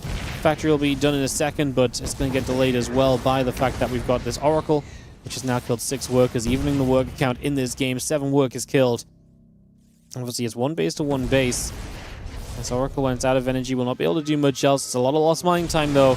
As ByuN is losing the bunker at the front. The Marauders trying to work their way through some of these Stalkers. We put a lot of damage onto the Zealot, which is a bit of a shame, because obviously the Zealot does not benefit as much here. We actually can trade with a lot of the Stalkers, but is it going to be enough in the end to kind of see us through? Another Marauder about to show up. The Stalker count's still decent. The Oracle comes back home. As herO tried to move out this a little bit too aggressively. One of those Marauders super low. We're going to kill at least 1 more Stalker. Maybe another. We get the concussive shells on it, but it's going to be to the high ground, so we're going to be kind of away for the moment. So Oracle across the map going to struggle now with the missile turret in play, and the factory is about to have a tech lab on it too. This Oracle needs to decide what it's going to do. I like this split of the Marauders, but I think this Oracle made the right choice. Chasing the Marauders to the upper right is going to kill the more meaningful Marauders. The Marauders to the bottom left can be dealt with by the Stalkers. So ByuN trying to go into crisis management mode. Obviously, both of his barracks are on the map. He's actually been able to do this for so long that Stim is about to be done. This is going to be very interesting. This Cyclone popping out needs to be careful, because as the Cyclone pops, if the Oracles dive on it instantly, can we maybe do something with this? SCV will get caught in the stasis. That's fine for now. I think we're going to be okay with the Cyclone. I think you can pull back to the missile turret in time to be safe. We've got Stim, right? We just finished Stim, so actually these Stalkers are not going to be too annoying over here, I don't feel like. The Oracle actually providing the high ground vision, so we lost high ground vision for a second there. Now the Stalkers in the sentry. Going to be annoying. Cyclone locked onto that sentry. Doesn't get the kill. Pulls back the Cyclone as necessary not to lose this. ByuN building his expansion. herO building his. Cyclone locked on again for a moment. ByuN hits a supply block. We'll have to build another couple depots in the background. Locked on again. New Cyclone about to be here soon. So there's going to be a lot of damage output available shortly. Remember, we don't have much support coming in on the ground due to the fact that the Marauders and the barracks are on the other side of the map. So that's one of the big issues, is now the SCVs are going to pull into this. The Cyclones do get their lock-ons. How much can we do here? We do fire through for a couple of Stalker kills. Obviously, ByuN still trying to just about survive this. A couple of Marauders here might be able to get by and maybe do some damage on the other side. Remember, with Stim done, you do have that potential to maybe do some more damage output than usual. And if he gets up to like another few Marauders, like, there is potential he could do some big things. However, I love that the Oracles are going to go check on those barracks, because that does obviously, you know, suggest that we can maybe actually kill these Marauders off. That would be a big deal. ByuN, he's going to find a couple of units over here, so he's going to get, yeah, he's going to drop the Stim. He's going to get something out of revealing the Stim here. As he gets a Stalker, he will get a Sentry as well before these Marauders go down. So he gets something out of this scenario. Now the Cyclone's chasing the Stalkers across the map. Going to get some lock-ons. Will not be able to finish up there, though. Has to be so careful with these Cyclones. He's feeling as though it's important for him to actually stay pressuring and stay on top of these units. You're going to see the Oracles, though, are going to get the Cyclones. The Cyclones didn't have any cooldowns available, and without the Cyclones, this is going to be GG. herO wins the micro war and is able to respond. No scout early, doesn't matter. herO has the answer to this build. herO 2, ByuN 1.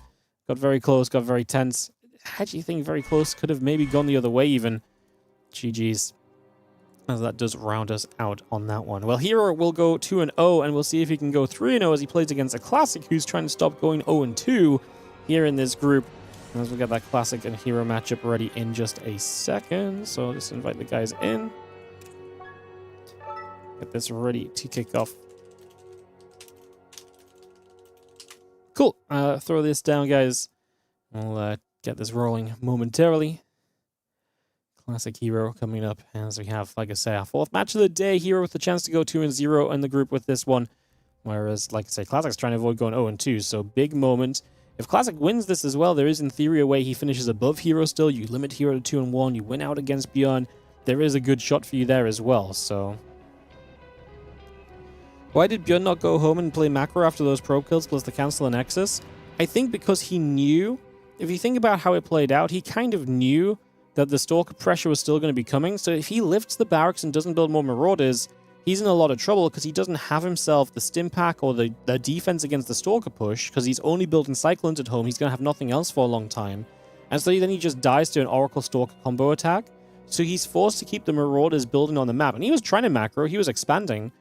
He just couldn't really just pull back home and be like, okay, we're done. Because herO was pushing across the map with purpose. So I don't think there is really the opportunity just to like pull back and to step away from this one in this scenario, unfortunately.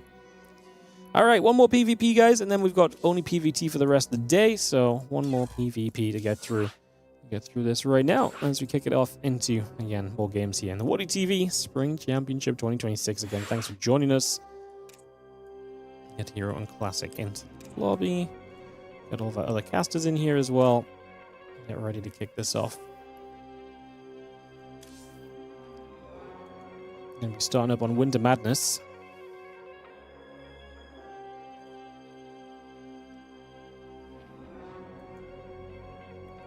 Gogos is Classic, Gogos is herO. We're good, we're good. PvP, 7 casters. We are good. Let's do it. Gogos and readies. Let's get this ready to rumble.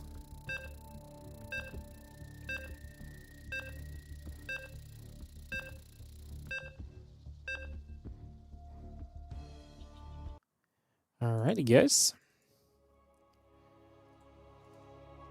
Let's send this Winter Madness for game number 1. PvP. herO looking to get the clean sweep 3-0. Obviously, again, 3-0 for him means first place, means top 6 determined guaranteed. We'll see him in a couple of weeks' time in round 3 of the playoffs.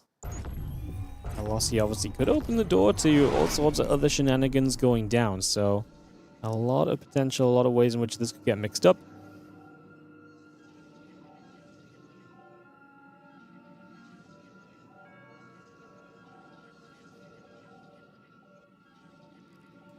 In the bottom right side, herO will be our blue Protoss. In the top left, Classic will be our red Protoss. So back to a bit more PvP, guys. Like I say, last of the day. And then we can go from there.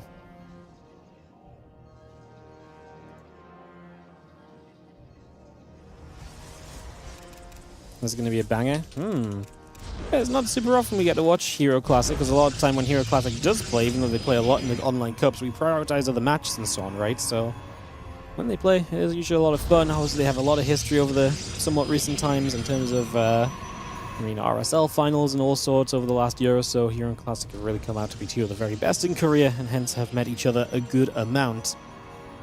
See our gates and the assimilators all coming over and set up there for the moment.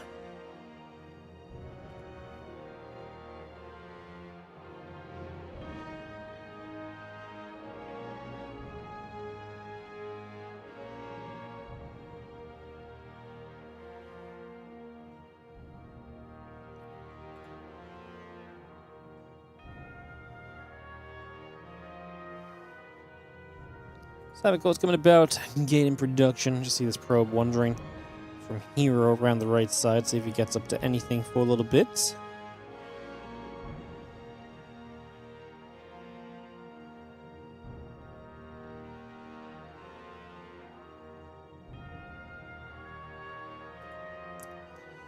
Savic's building, gates coming by.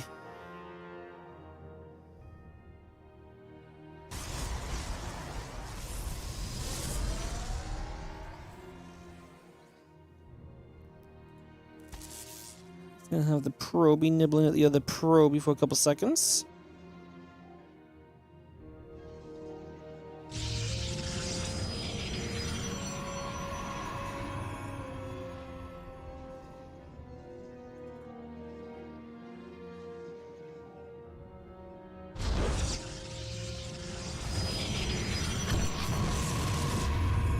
There's 2 gateways against the expansion, so we'll see if Classic wants to try and punish herO expanding. herO sticking by what we really said kind of throughout this, so we just see the probe chasing the other probe around for a couple of moments, so putting some pressure in there, doing some damage, putting some work in just initially.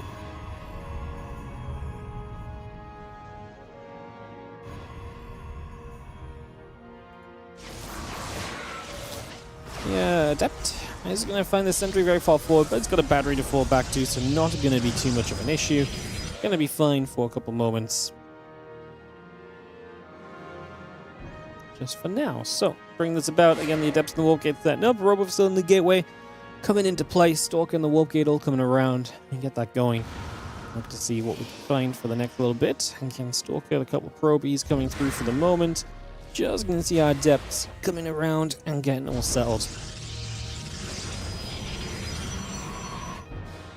Our Council is indeed building up. Nexus probe and the Adept coming over. The couple of Adepts will shade, and they're going to get themselves a probe there.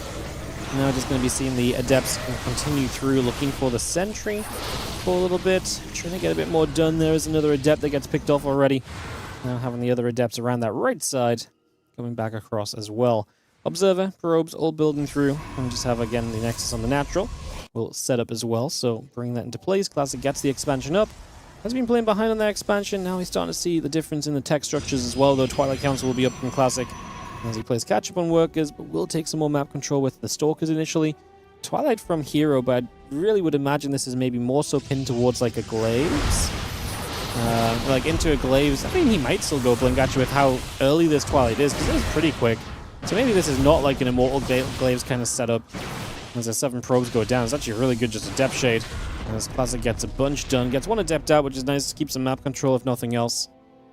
And there's the robot from Classic. Yeah, it feels like with no Immortals on the way. Well, now we start an Immortal. I mean, do we still have it as a possibility? 4 Stalkers up. You kind of inclined to think, well, surely Blink, but like I say, that Glaives has been really popular lately, and there it is. It still is going to be Glaives. Just took a while for everything else to start coming through initially.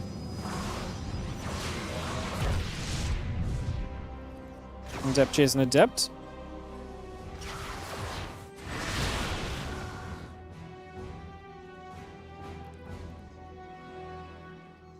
Again, Glaives coming about, that Immortal coming through. We had a couple of probes on. Robot facility in the gateway coming up from Classic. The extra Stalkers and that Blink still building by. Hallucination coming back down the bottom right side, so just going to be bringing it over for a couple of moments. Again, Gates, Prism, all coming around. A couple of Stalkers hitting the Hallucination for a little while. Get that on the way. Prism Chrono boosting out of the Robo facility, so we still bring that by. Again, those extra Gates coming about as well.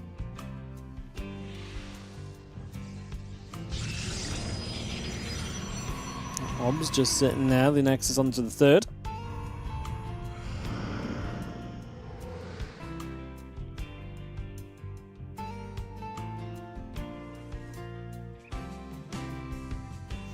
Couple gates, couple probes settling through. It's gonna be seeing the Guardian Shields popping as herO. Trying to poke a little bit here again. Obviously, he's already gonna have the Glaives. Not yet, but soon. The Adept count is about to start rising. But trying to just get something done early. As the Stalkers see a chance to just kill a sentry and blink back. Again, that is the power of those Stalkers. That ability to blink away at a moment's notice can be very effective.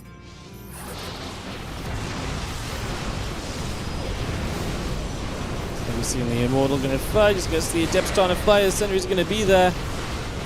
Adept's putting some more damage in. Just going to be having a little bit more done. And again, the Immortals on both sides. Just getting some of these Adepts going to shade, but not really get anywhere. Good defense from Classic through and through. Shuts this down, keeps the worker lead up a base. I mean, he is in a dreamy scenario. This herO gets shut down, pushed back, and this PvP starts to go the way of Classic for this game one at least right now.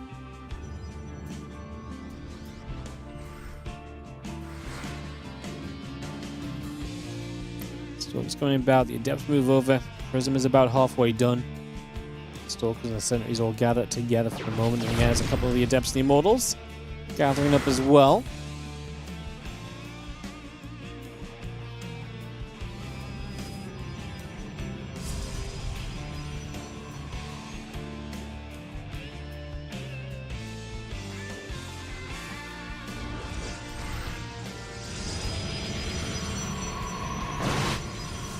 That's going to be coming across. Just going to be seeing the Stalkers actually on the other side. Putting some damage up, but recoiling, realizing that herO is coming. So just going to try and get back. Tries to deal with these Adepts before they break in and get too annoying. They're actually going to shade down toward the main army. Two Adepts get in. We still got to respect that. herO is already here with everything else. Classic drops a couple of force fields, buying some time. Oh, gets a good catch on an Immortal there. The Prism can't unsiege and get there in time, so that Immortal is dead. Great force fields from Classic.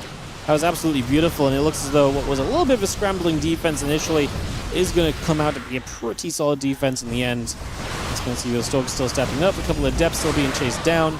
Continue to hunt this through, continue to do well. As Adepts continue to drop, the other Immortal is about to pop in a moment as well. Adepts are going to shade once more. Just going to see a few more probes still dropping. 11 workers dead at the moment. The Prism now jumping up in toward the main. Stalkers trying to get in after that Prism too. That Stalker in some trouble. The Immortal going to take some damage potentially.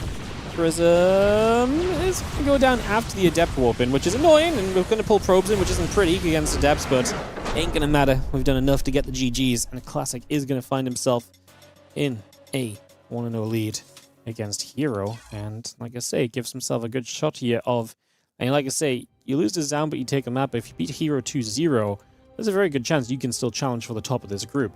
So yeah, there's especially very, potential for the head-to-head to come into play as well. So yeah, big game coming up right here. Second map, Ruby Rock. As we'll have a shot for Classic to, like I say, keep this group very interesting. herO not being allowed to run away with it at the top spot. Perhaps, like I say, it could be a really, really interesting situation. Obviously, ByuN will have both of his games left to play after this. Zoun is 1-1 in this group. We'll talk about, I guess, everything once this match is done, because then we'll know a bit more securely kind of what the scenarios are and what needs to happen or what might happen for certain things to take place, basically. So, we'll start off with this game number 2 2. We get this straight going for you guys. And like I say, again, this and after this, we've got some more ByuN TVP to watch. So that will be coming straight in after. Awesome. Awesome, awesome. Let's get Ruby Rock loaded in, guys. Let's send it.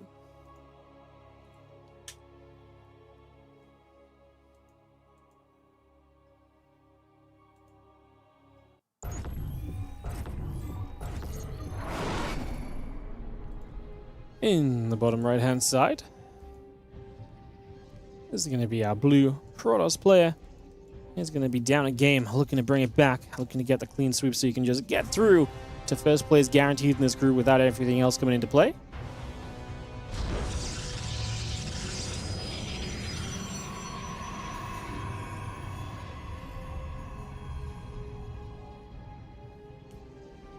Classic then looking for the 2-0 to start righting the ship for himself in this group. Again, no one gets eliminated, but there is a big difference. You know, first place, bam, top 6 of the tournament. Second place, bam, top 10 of the tournament guaranteed. Playoffs are guaranteed. But like I say, third and fourth place into group stage 2. You're going to be a favorite in group stage 2, but you still have to play through 5 other great players in a group in group stage 2 to be able to make it through to the playoffs. And obviously seeding is not going to be as strong either. So that could be a big factor on who you play in the first round, so yeah.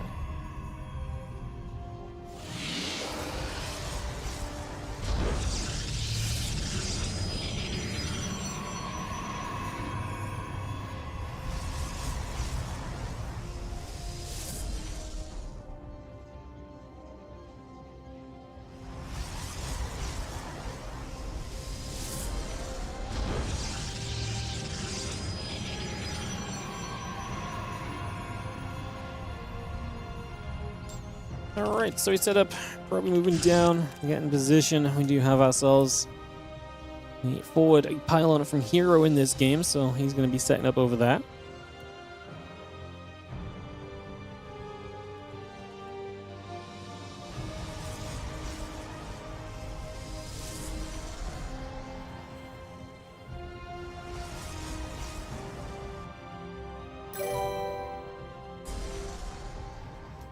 Yo, thank you for the donation. Oh, let me get my dashboard open properly for that so I can read it properly. Give me 1 second. Thank you so much for the donation. I think that was £15. Appreciate it.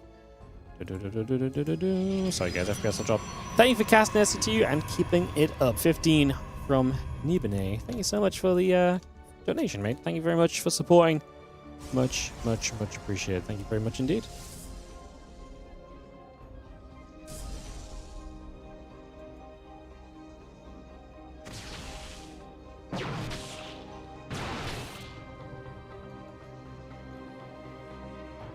I'm going to get chased, taking it down for a couple of moments, seeing what's going on.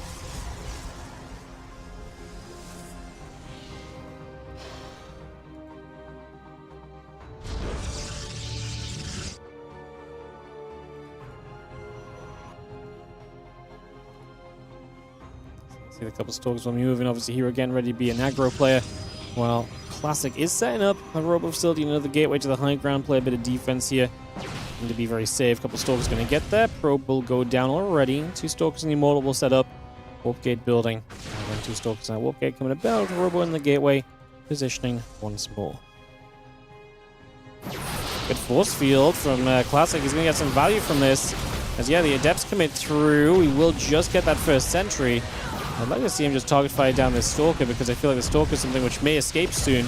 The Immortal starts to get into reach. We'll pull the Stalker off a little bit later from here and not pulling it back when maybe he could have minimized damage taken because of that. Now we force field this Immortal in. It dubs around for a little bit as we're still dealing with the Adept, by the way, which is why the other Stalkers are not here to fight against this Immortal. Prism's going to actually get there to evacuate it as well. We should have been a bit more aggressive onto it a little bit sooner. That one Adept off to the side really messed with things a little bit. Prism.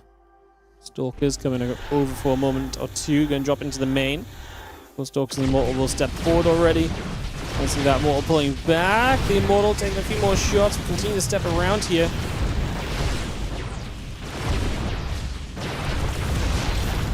Just going to be seeing the Immortal continue to chase through. This is going to be a lot of damage now because this Immortal just survives at super low HP.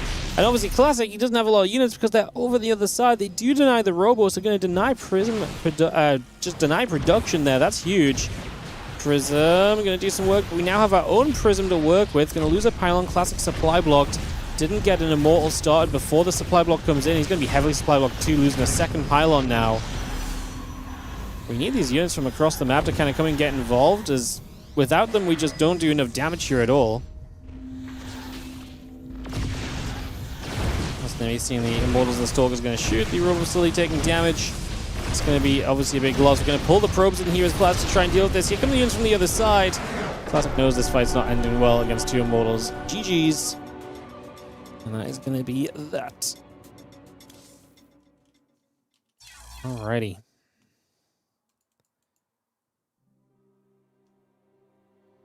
Alright, we are going to go to game 3 then. So these two will do what they do a lot of the time, which is go back and forth. And I can say this is good for herO, because even if he just takes a map of Classic and loses, that may actually be the difference in the tiebreakers eventually. So that could be a big deal breaker there. So that's a factor as we get Tourmaline as a map 3. Let's get this hosted up and ready to go.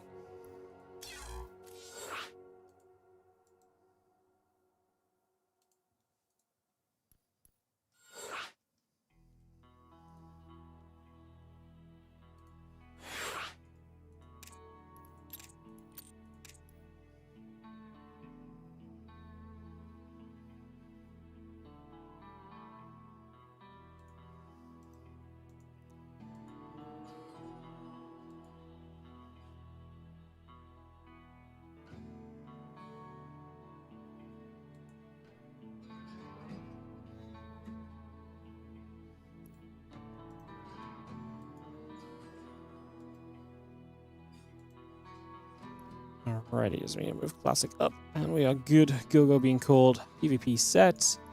Let's send it into this game 3, guys. Get this on the way.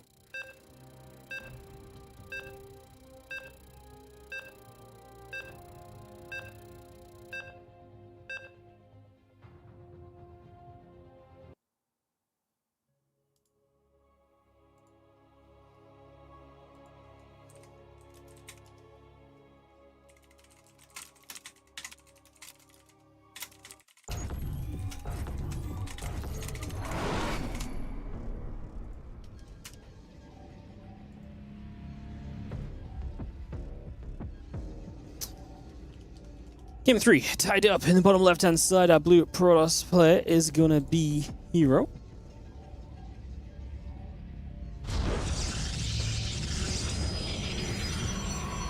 In the upper right, our red Protoss player is going to be Classic as we get this one set up to go.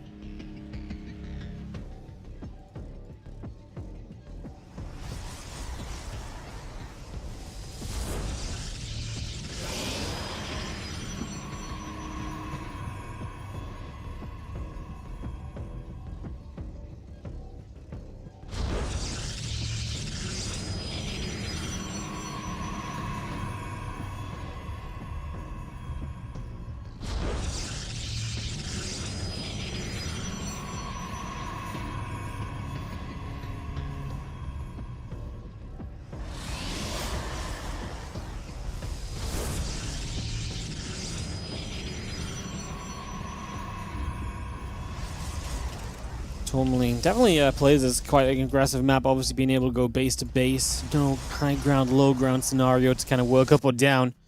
We'll just have our gates coming through, getting this settled in. Have this going for a couple of moments as we have our cyber cores coming up. And second gateway, so both players going to open 2 gates on this one.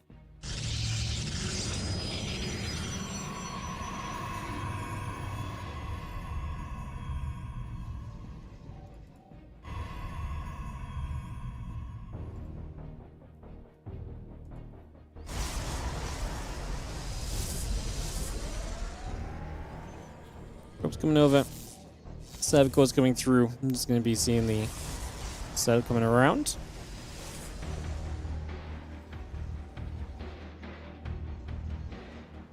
Stargate just going to be placed over on the left side, getting that set up as well.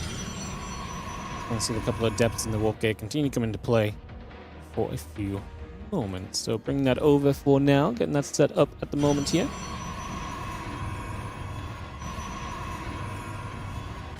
around for a little bit.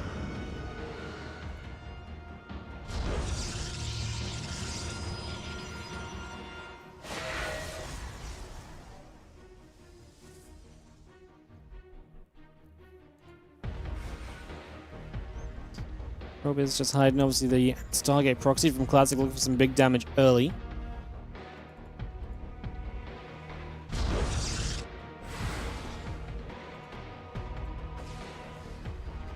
So coming about, Stalker in the center, going to push back onto the Adept as well.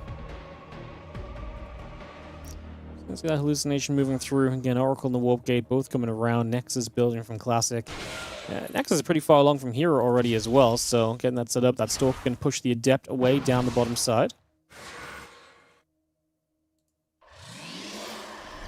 Oracle just going to pop, heading down the left side. And again, the hallucination is going to move over for a couple moments as well. So again, we settle over for a few moments. Stalkers and the sentries, get ready to go. And we get this on the way.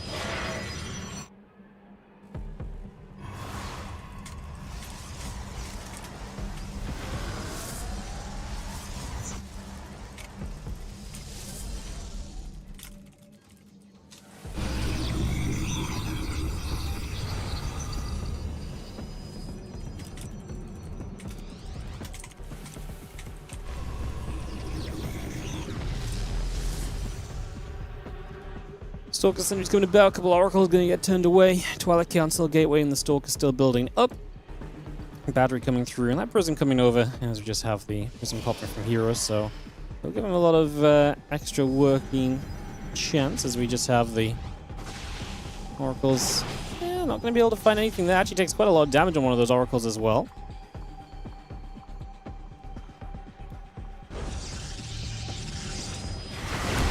Adepts is going to get there. A couple of those probes are going to go down. Just going to see a couple of those workers falling. Adept pulling back over. Again, Blink and the probes continue to build up for a little bit. We do have the stasis coming down as well. So again, that stasis ward into position.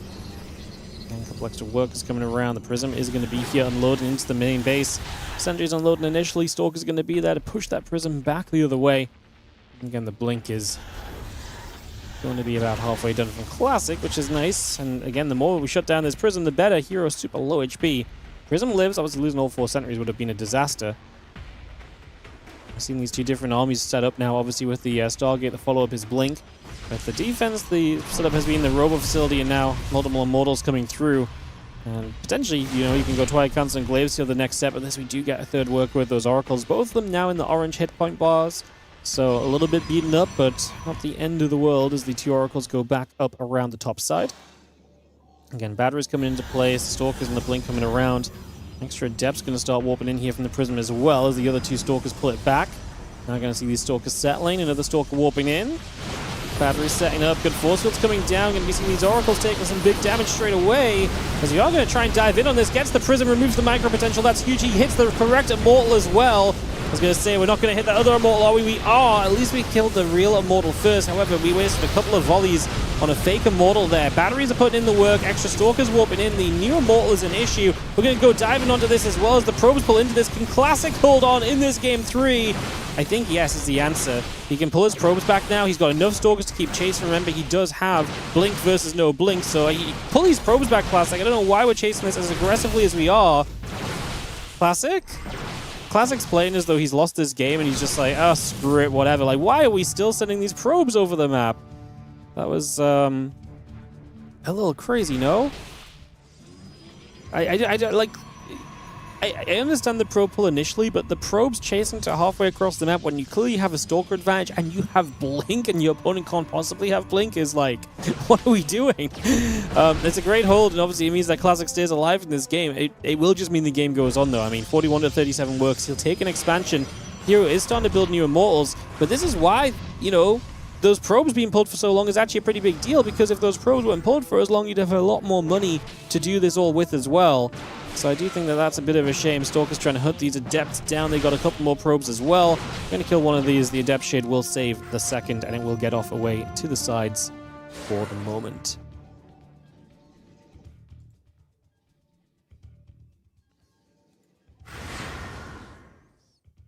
Next is in the charge coming through. The extra gates in production. Continue to bring this about. Just going to see the Stalkers. The Immortals are just going to be there. The Adept going to be there as well. A couple of Adepts going to move back over. And Twilight Council will be coming up. And yeah, a couple of Adepts are going to come by for a moment or two. Stalkers going to fire. A couple of Adepts are going to try and shade up.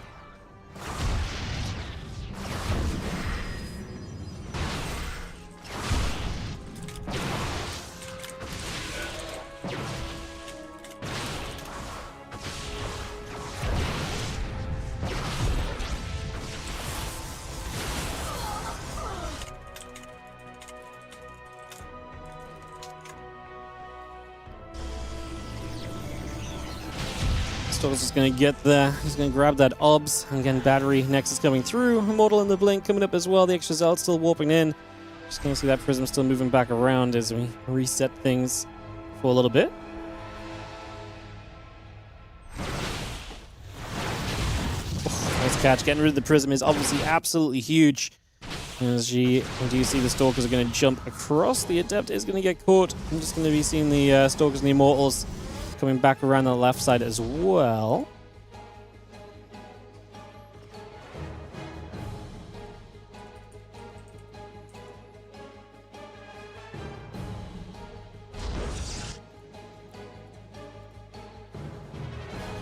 Again, centering Stalkers and the Immortal continue to come through. Just going to see that Blink still coming over. And extra gates coming up. Classic supply lead definitely establishing now. 5 worker lead. Good army supply advantage as well. Here, at least, is going to have Blink himself.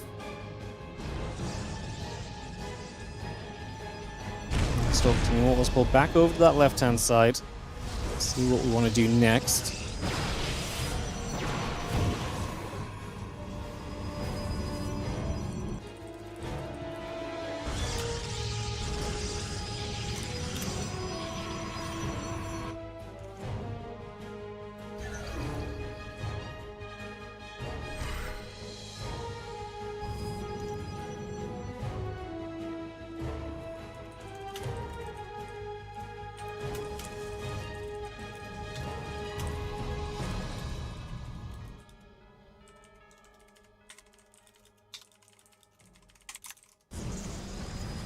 Going to see the Stalkers, the Immortals pulling back. Glaive's on the way from here. I always feel like Glaives, when you've already gone Blink, is such an interesting one. Obviously, the idea is you get the Adepts up and the Glaives up so you can deal with the Zealots and the charge somewhat efficiently, right? Is generally the idea of this. Extra gates coming through, the additional Adepts warping in onto that natural just for the moment. Zealots are going to charge forward, just going to be jumping onto the Immortal at the front. A couple of Immortals are going to be there. Going to be getting that grab. Good force fields. A couple more force fields coming into place. The Adepts and the Sentry just going to be coming down as well. Guardian Shield is still active. The other couple of units just warping in as well. Another group of Adepts. Like I say, the Adepts long-term will be good. It's just the problem with the Adepts is they might clean up the Zealots somewhat quickly, but if it's still very Stalker-heavy from Classic, the Adepts are going to be nowhere near as useful or impactful, right?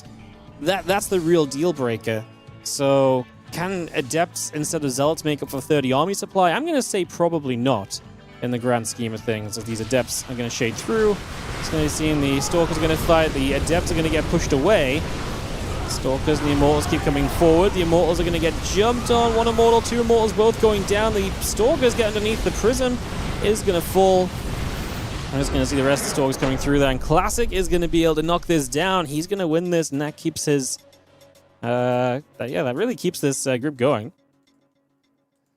Because, like I say, this stops herO from just straight up winning the group, and it puts the rest of these results into a really interesting place, because I'm going to wait for the result to get updated on Wikipedia so I know for sure, but I'm pretty sure. So herO's going to be +2. Classic will be 0. So Classic 2-0 and ByuN would put him ahead of herO. If ByuN won out, he would end up ahead of herO. Zoun can't end up ahead of herO if he beats ByuN. So Classic and ByuN can both end up ahead of herO, but they can't both end up ahead of herO because one of them, they have to play each other still, right? So that factor still remains as we will get into a ByuN Zoun game here in a couple of moments and get this one ready to roll. Let's throw these invites out. Throw these invites in and we'll get these players starting the video and get this set up for you guys. Just a couple seconds. Thanks for your patience between the games, of course. Let's throw some ads up. And yeah, a couple of PVTs to end the day as we get this going. Totally not a pylon. Thank you so much for the 5 gifted subs going out to Bosmu E5, a Hex side, Invert, FNU, Hayward, and Ooper Snooper 22. Thank you so much for the generosity of 5 gifted subs. Appreciate it, mate. Thank you for your support. Thank you for helping us out. Thank you for keeping the StarCraft 2 coming with the support. Thank you very much. Alrighty. Like I say, Classic getting the win over herO keeps this group really interesting. Because like I say, now it really is still open. The only thing that can't happen is that Zoun can't end up above herO. Because Zoun, even if he 2-0s ByuN, he would be 2-1, but only with a +1 map score. So herO would still have a map score advantage. So Zoun can't end up ahead of herO, but ByuN and Classic can. Obviously, ByuN versus Zoun, this next matchup is already going to do a lot to make things interesting here and to get us intrigued as to what the heck might happen to get this ready to go. White Rabbit, Winter Madness, Tourmaline, all going to be coming up. So that is going to be our map order here as we get this ready to go. Again, if you're enjoying the stream today, guys, you know what? I guess let's sell out in a couple minutes when the ads are done. Let's sell out a little bit, but only once the ads are wrapped up. How about that? Let's take a couple moments. Take a couple moments.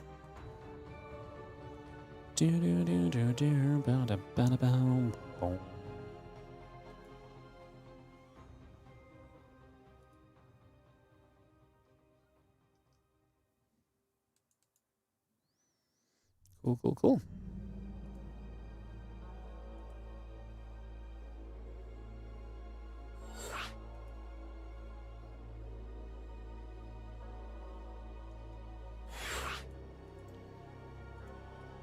Alright, ByuN returns.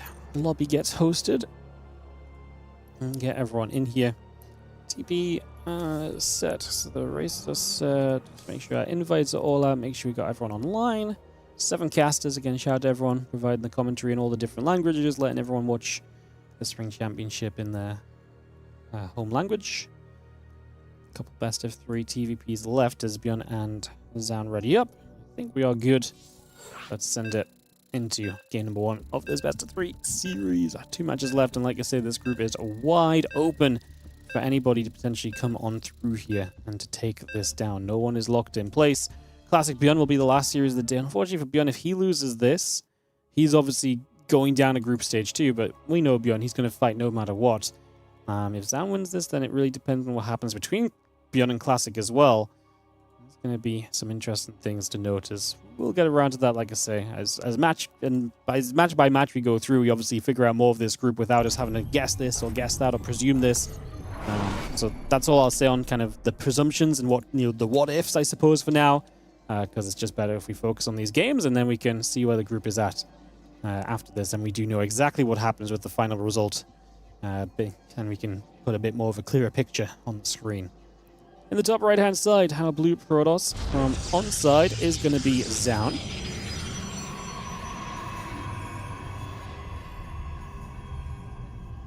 While in the bottom left, our red Terran player is going to be ByuN.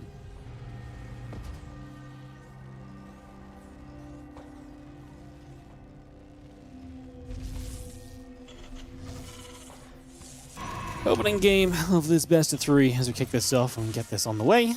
And we have a look to see what goes on. SCV going to nibble at the probe for a couple of moments, so put some damage out, put some work in just to get things started. We have the SCV coming back up, chasing the probe for a few moments, getting that underway. Alright. Let's see what ByuN and Zoun bring us then. I will just do a little sellout here, guys, because this is a WardiTV tournament, one of our majors of the year. The WardiTV 2026 series made up of a bunch of big events, landing in our end-of-year championship in December.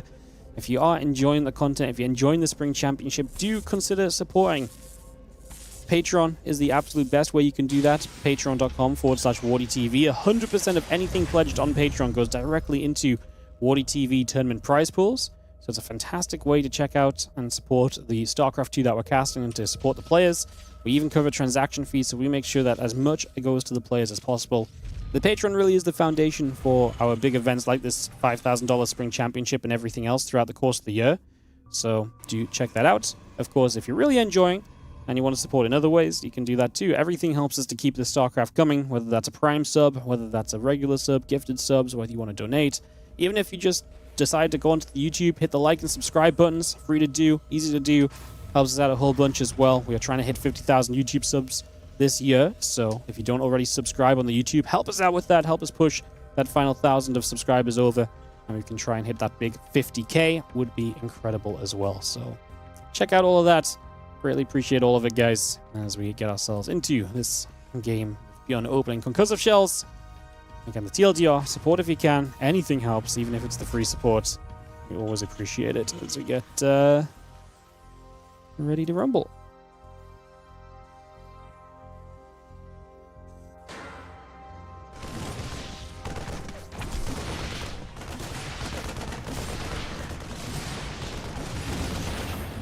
I was going to get this first little grab, so it is going to be a successful kill on the Zealot. The Adept is shading away, is going to be able to get out of there for now, at least. Toilet Council, the Gateway. A couple of probes in the Warp Gate, still building through. Continue to get that going just initially.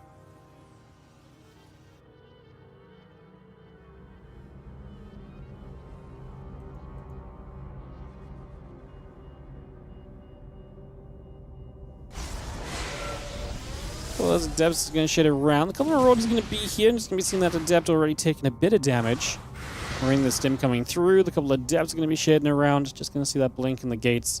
Continue to build up for the moment. And again, Reactors in the Engineering Bay coming online as well. An extra couple of gateways coming through. The Robot Facility coming online. Adepts pull back, shading into the natural expansion. There's quite a few Marauders, but the problem is the Adepts don't take big shots from these Marauders. No armor tag like Stalkers have. Still means, I mean, the Adepts also don't do much to the Marauders. So right now, we're actually seeing this battery being drained. That makes it very scary for the Stalker that just got warped in. Second Stalker makes this a lot easier. Like I say, you can see the Marauders doing a bit more to the Stalkers. We're going to try and turn this away. We get too far from that battery, and we can turn on this. We're going to get rid of one of the Stalkers. However, it might just be the one, as now 2 of the 3 Marauders go down. That Marauder trying to chase. This is not going to be enough. 1 Stalker plus the 2 Adepts. Damage output is good enough, and ByuN loses this exchange in the end. 3 Marauders and a Marine, and all he got out of it was 1 Stalker kill. Drained a battery of energy. He is on a lot of Marines. Stimpack done soon, but that actually makes me feel even worse for the fact that we just lost those units, because can you imagine the power of this army if he had those additional Marauders? Hitting that Stim button and just sending it in toward this army could have been absolutely huge. Instead, it's just some Marines. Marauders kind of expensive to replace, so yeah. Unfortunately, that's where things sit for now, as the combat shield will be coming up. +1 armor still coming through. Additional factory building as we go for the next few moments.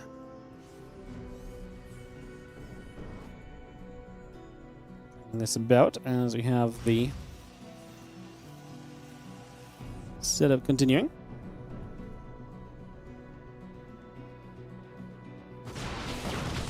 Just gonna get there. Marine goes down already. ByuN is going to turn the other way. Pumps will come over. +1 in the combat shield coming up. Marine Marauder coming through. Continue to get that on the go just initially.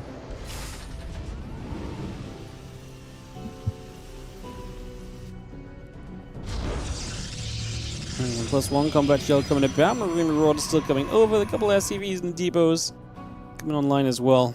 Bring that all into place. Charge, Dark Shrine coming up for the moment. Continue to bring that into play then, so we continue to get that on the go. Just initially.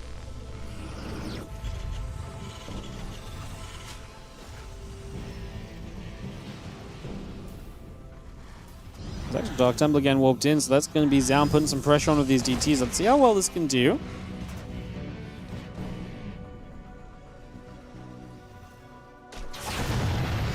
DT gets in, DT into the natural as well. Going to try and come about. DT's going to get to work, forcing the scan on the high ground. We still have the DT on the low ground going to be effective. And ByuN, he's going to start going across the map. The problem with that is that he kind of needs to scan if he's going to go across the map. As the few Marines will chase and deny the Prism, so that is something at least. We're losing so many SCVs. He needs to deal damage on the other side. Now, again, the issue with that is going to be that he needs the scan, right? If you don't have the scan on the other side of the map, a DT warp in is going to be extremely powerful. Already see 1 DT being warped in here. We're going to stim it up. Once he knows there's a DT, he might drop the scan. He just pulls back for the moment. Obviously, time is Zoun's friend because that stim is going to expire. Then you have to stim a second time, and ByuN is just not getting enough done so far. Yeah, ByuN not finding enough, even though he had a good army supply lead initially going across, and these DTs have done way too much. There's natural ransacked And this DT is still trying to find a little extra here right now. We drop this scan down. The 2 Marauders and a few Marines will get the Dark Templar. Kills that off, but man, it is just taking a while. And like I say, I think he was holding one of these scans to drop across the map if needed. He never did need it, but I think he was putting a lot of pressure on the idea of, hey, I need to get onto that other side and try and do something.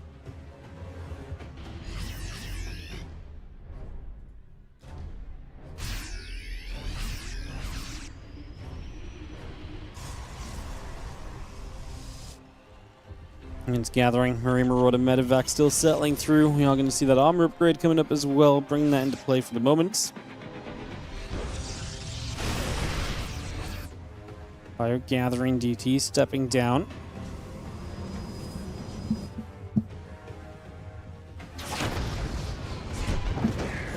DT swinging through a few more of those SCVs. The Marines at least showing up. I mean, ByuN got to do something on the other side though, right? Continue to take damage here, and we're not going to do anything ourselves. It's going to be rough. The Zealots start to come down this ramp and start to clean this up.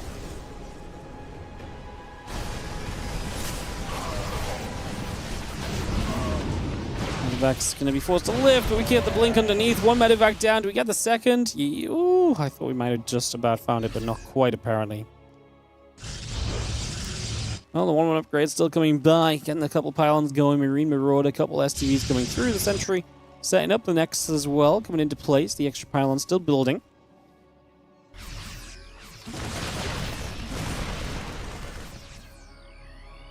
Pushing to the top side. I mean, ByuN has got upgrades, at least 1-1 to 0-0. Is that enough? I just don't think upgrades are ever going to be enough to overpower this amount of Zealots.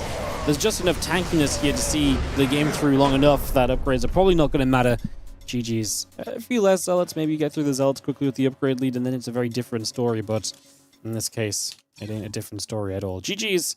And we go to a game 2 with Zoun in the 1-0 lead. Zoun looking to give himself a chance. Zoun, again, he would need to beat ByuN and probably need ByuN to beat Classic after this if he wants to get through to the playoffs immediately. So that's where we will progress to, as our second map here is going to be Winter Madness and Tourmaline for map 3. I feel like we've seen this map order a couple times today as we load into the second game of our BO3.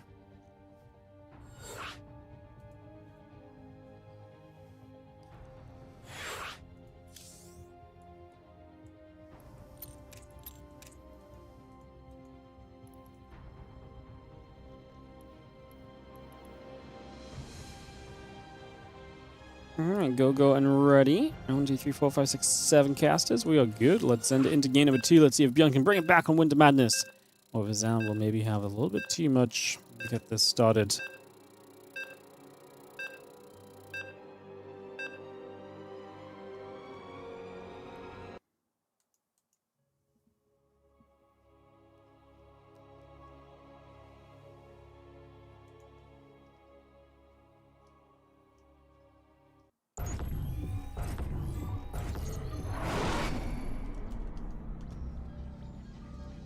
Bottom right side, the blue Protoss is going to be Zoun from one side. He is going to be taken on with the 1-0 lead. Tearing into the top left-hand side. ByuN down by a map.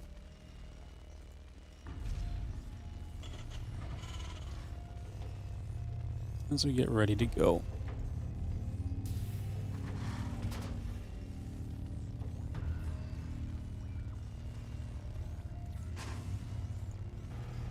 Can ByuN bring it back? Man, obviously was down again against herO. Brought that back in a very exciting series.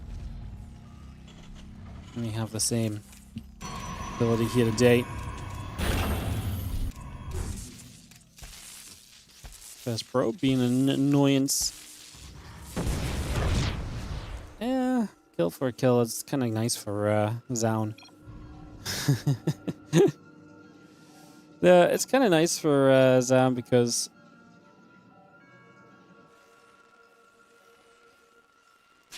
you kind of get in and you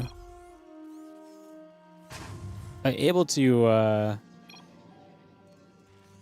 kind of say, well, your probe has to walk back home, whereas this SCV would have got back to mine a lot sooner, so Zoun's probably happy with this. I don't think ByuN's going to get too upset about it. Not ideal, but it is what it is.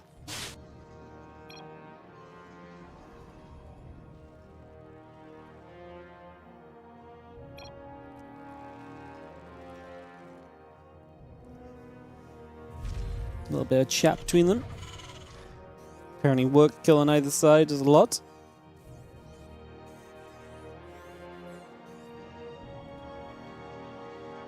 Here for CC, orbital all coming through, getting set for the moment.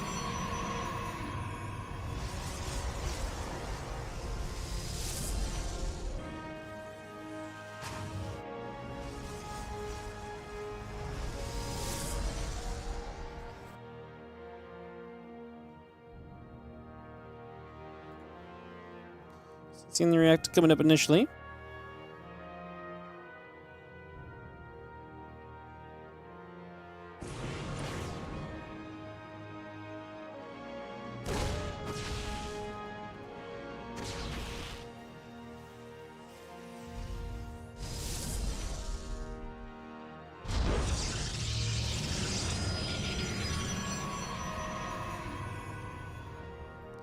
We having a couple of CCs in the barracks coming through, Marines and SCV coming over, Twilight Council building, centering the warp gate coming up, bringing a lot of this along and online. Let's just have our Twilight Council coming into place. And just gonna have that barracks in the main getting set up right now as well, so bring this through. Yeah, it's going to be fairly standard to start this one off. Obviously the barracks rather than a factory, so quite a biocentric style from ByuN to start us off rather than something a little bit techier. Could be kind of scary if your opponent puts that blink pressure on, but you're going to have a lot of bio early otherwise to potentially be on the map and take map control yourself.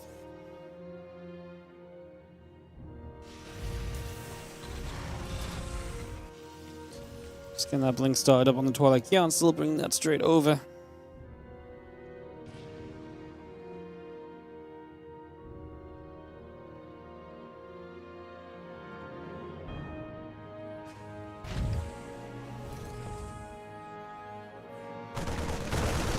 Is just going to find that's a hallucination, so just shut down the information gathering that we're trying to get at. You didn't really get to see much of anything there.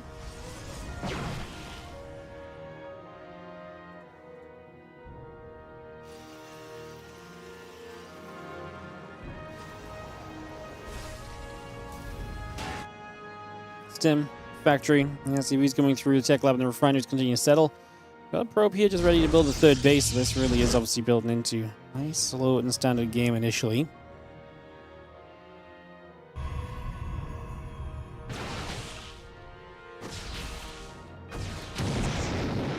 Gonna get ourselves a little grab. Marine Marauder still coming through. The stim pack continue to build up as well. Just that coming over and having ourselves this blink. I'd say over halfway done at the moment here already. We're on ByuN. Get that on the go as we just have Robo Bay and the Nexus continue to come over for a few moments.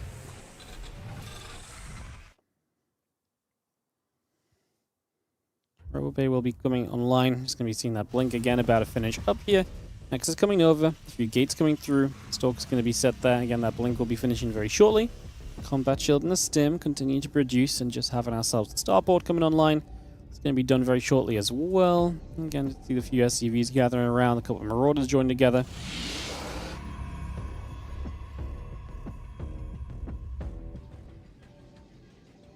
Got that charge building up on this Twilight Council, so that will come straight online as well just for the moment as the additional gates build through. The factory lifts off the reactor, starport will drop down onto the reactor. And a couple of the medevacs will already be building. So we got a first couple of those coming straight out. It's an orbital on the left side. Just gonna see this orbital floating across. And a few stalkers trying to head to the front. The Marine Marauder will still gather. Then Combat Shield about to be done. Concussive Shells and the +1 all coming online as well.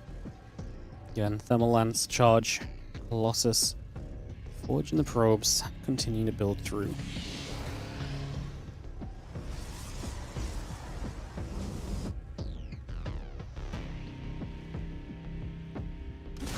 Stepping forward, Stalkers in the line of sight blockers. We'll get a few shots off.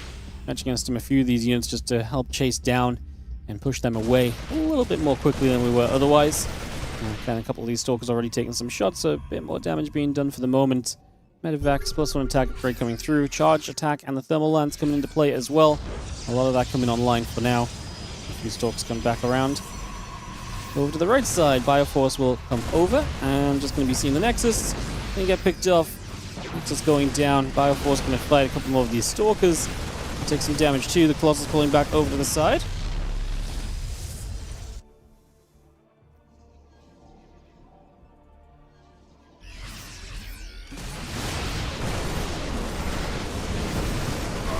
pressured here. Just going to see the Colossus. The Stalker's coming back over. Again, Marine Marauder. Viking coming through. That armor upgrade still getting going. ByuN going to turn back onto this for a couple of seconds. Colossus going to laser beam their way through those Marines. The Marauders are going to keep on spreading, but that's going to be a one fight from Zoun. ByuN miscalculating that. I feel like he stuck around way longer than he needed to. He kept on trying to just get a few more shots off. I feel like that was definitely a mistake toward the end. And now Zoun going to be pushing. Does ByuN have enough to get a defense going? This is going to be kind of rough.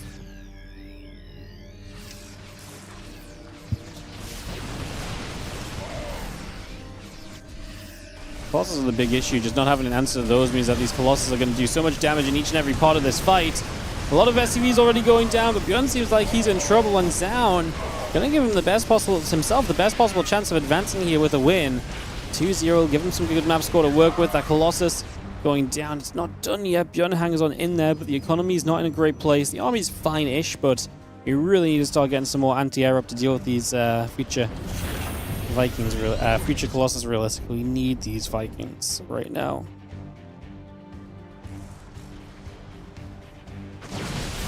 ByuN steps up, a couple of those Stalkers get chased back the other way.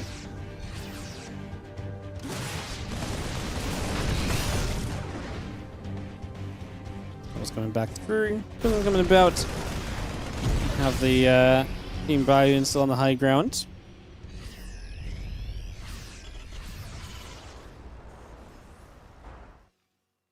Marauder Viking all building up. The armor and the engineering base still settling.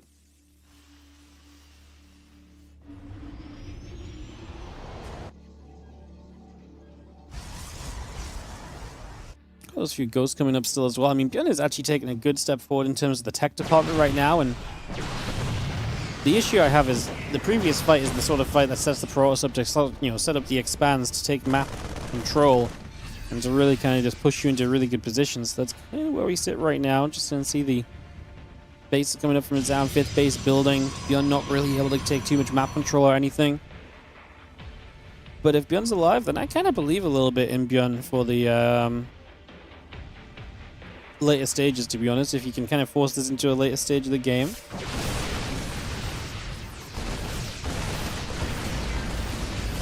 See the ByuN getting across there, just going to have a couple of those Stalkers going down. The Zealots trying to come back over as well.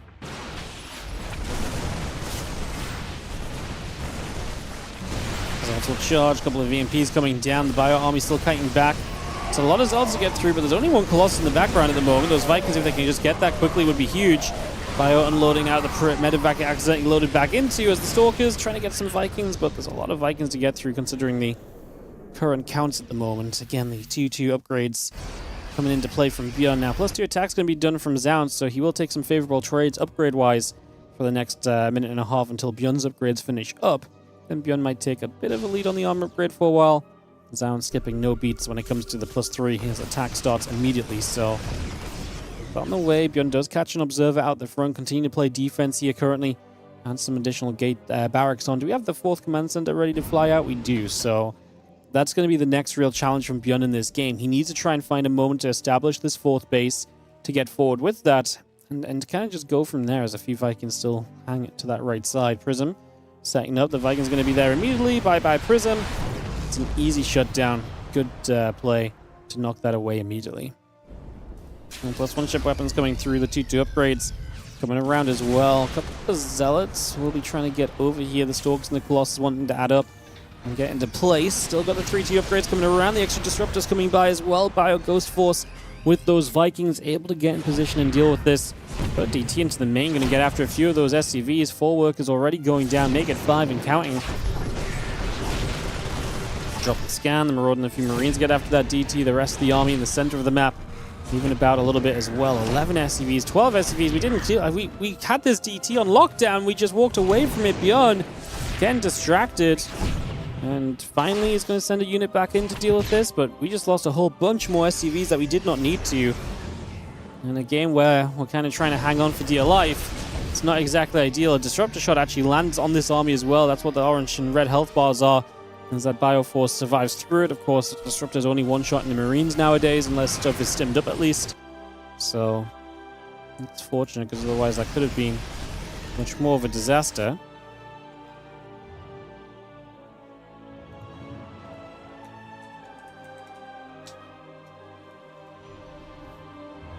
GT coming about. Still having our Shadow Stride coming online, plus the attack is about to finish.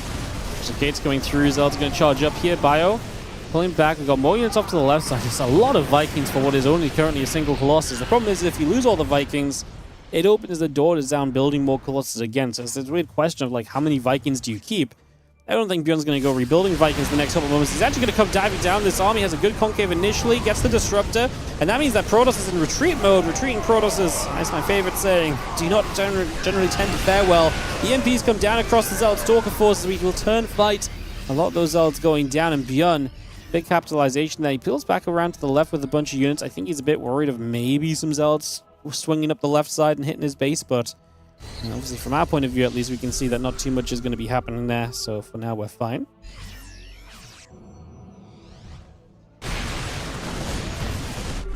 Vikings getting busy, just going to see Fuse. That's not a lot. That's not enough of a recall. Well, maybe. Actually, yes, it was. It probably was. I thought it was less. It looked like less initially.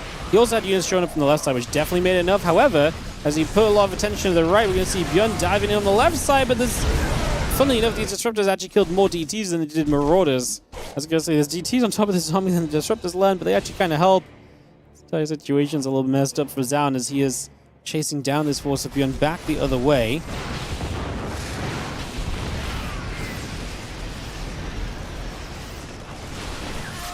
Zealot Stalkers trying to charge forward. The problem is so much of the supply in Vikings is not adding a lot right now. We actually are going to start rebuilding the Colossus with Zoun, maybe because he's expecting ByuN to drop the Vikings and for a lot of them to be lost here. These Zealots are just going to be unstoppable, it seems. They are just pushing forward. ByuN cannot fight this off. And ByuN will lose out to Zoun, put him 0-2 on the day. Unfortunately, that means he will not be advancing through to the playoffs off of this group stage. He will likely have to play through, well, he will have to play through group stage 2. Even if he wins a match now, obviously he can't catch up with herO and Zoun. And now the big question becomes what happens between Classic and ByuN, because Classic ByuN is actually a really important matchup here. Because, yeah, Classic ByuN is going to be the final match of this group, and it does determine a lot of who advances between Zoun and Classic, basically. So I believe Zoun is going to be +1 map score. Classic is 0 map score. Classic lost their head-to-head to Zoun. What that means is that Classic needs to 2-0 ByuN, otherwise Classic is not going to advance. He will drop to Group Stage 2 alongside ByuN. So ByuN taking a map sends Zoun to the playoffs. ByuN losing 0-2 will send Classic to the playoffs, and Zoun will drop to Group Stage 2 instead. Oh wait, is there a 3-way tie? There might even be a 3-way tie. Ooh. No. If Classic 2-0s ByuN...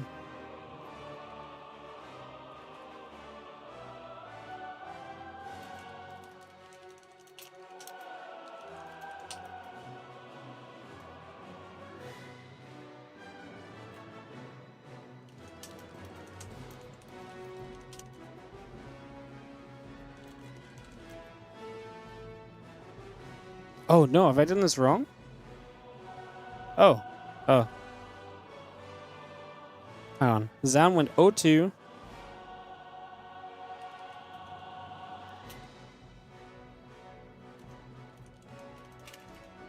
Yeah, no, we're good. Classic's at -1, though. So even if Classic 2-0s ByuN, can he not advance? I think actually already may be set, because... I guess... I guess, yeah, actually, maybe Classic can't advance. Because if... Yeah, okay. This is actually kind of weird. So I think maybe Classic can't advance because Classic has been 1-2... No, Classic is... No, sorry, Classic's... Sorry, I'm getting mixed up. Classic's result is 1-1-3-3. So yes, no, what I said before is true. About the... What I said before is still true, yes. Sorry.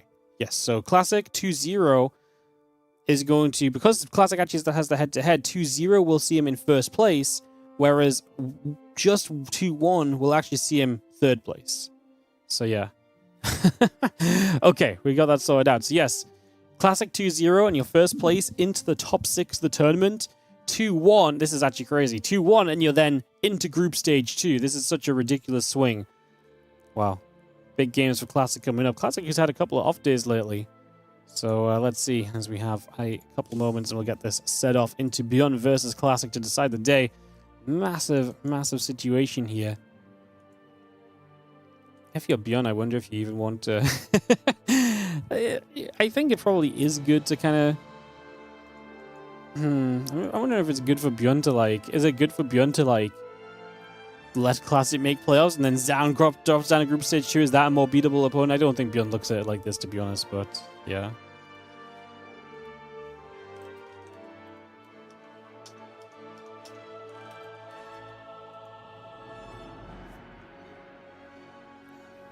Winter Madness is going to be our opening map for this TVP. Then let's see if ByuN can find some fire in his game to mess up Classic's day, mostly, is what it's going to come down to. Winter Madness, 10,000 feet, and Ruby Rock will be our map pool.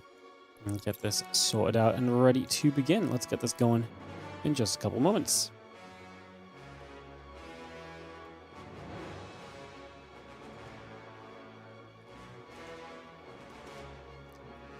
One, 2, 3, 4, 5, 6, 7. Players ready? Go, go. Let's send it. ByuN Classic. Let's do this. Yeah, I was getting confused. I confused myself for a minute because of the because I thought Classic score wasn't updated, but yeah. 2-1 for Classic. Like I say, anything but a 2-0 for Classic is going to send him down and get relegated to Group Stage 2, and Zoun will advance. herO is obviously cheering for ByuN to take a map as well, because if well, is herO safe anyway? No, because, yeah, like I say, if Classic 2-0s, then Classic knocks herO down by a single spot as well. Wow, this is actually... This really did get crazy. This group really got a little bit wild. Very close. As we get to it, then, let's see if Classic can find the 2-0 necessary to win this group. The only alternative, no matter what other score he is he's going to get knocked down. So he needs the 2-0 here in the top left side. Classic trying to find the 2-0 over ByuN. The red Terran in the bottom right as we get this underway.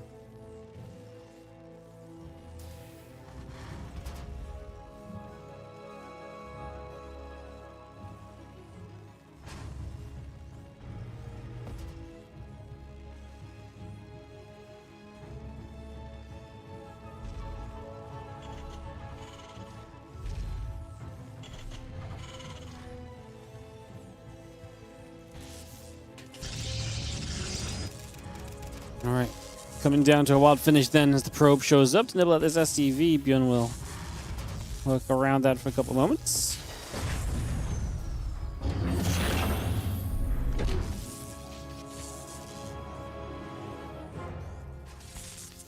SCV will nibble at the probe so we can fight back for a few moments. Get underway.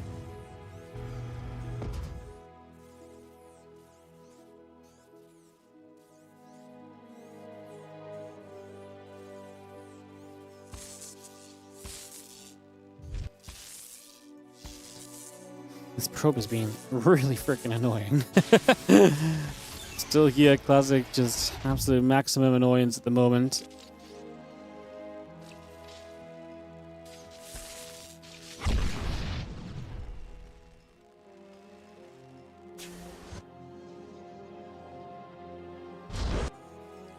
Factory on the way, Reaper coming up.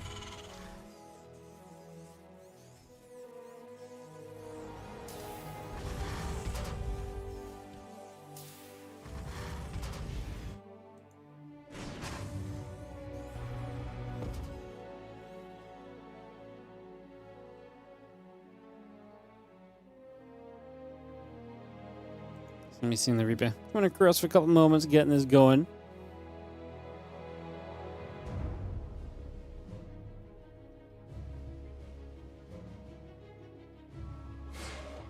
I see the Sentry Warp Gate coming through. Reaper and the Hellion coming about. Just going to see the commands into building up for a few moments.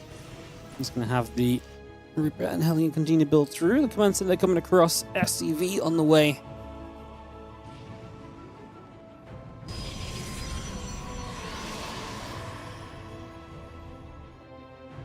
Twilight Council will build up from Classic, so we see the first little bit of investment from him. This Adept is going to come chasing that Reaper. So we take a couple moments, chase this Reaper over to the sides for a little bit.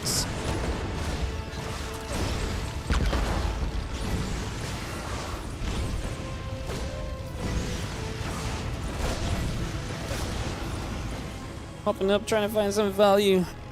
Just trying to play cleanup. Not bad. I mean, we lose a Reaper, we kill an Adept so far. As obviously the Reaper Helling would love to get across to the other side.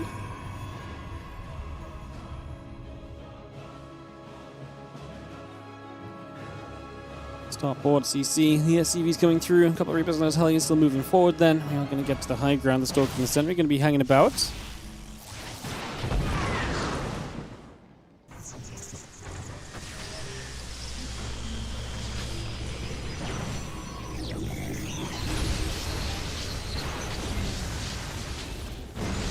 So as units run through, we are going to have ourselves no further damage done. So unfortunately for ByuN, early units are not delivering just yet. Banshee, Cyclone, and also going to be seeing Banshee speed on the way. So going to bring Hyperflight Rotors into this for the next few moments, getting that up and running.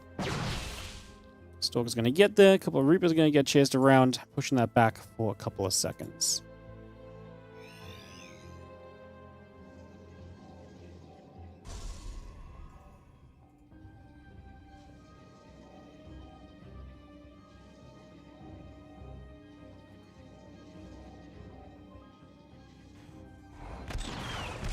See the Hallucination going to get taken down as well there. Reaper's hopping up.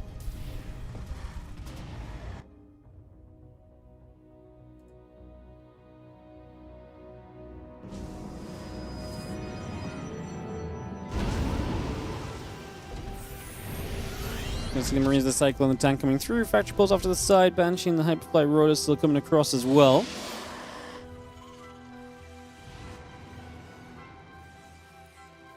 And it's going to be having the barracks continue to build. That blink still coming through. Hyperflight Road's coming over.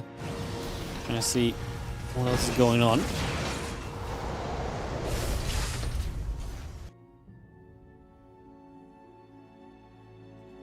Again, Banshee Marines, the Stimpak coming around. Just going to be having the +1 attack coming through. Observer coming into place.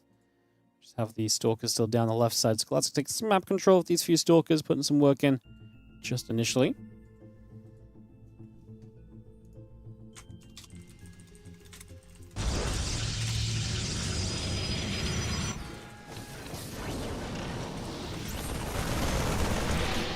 Marines, the Cyclone coming around. The tank going to be setting up there as well.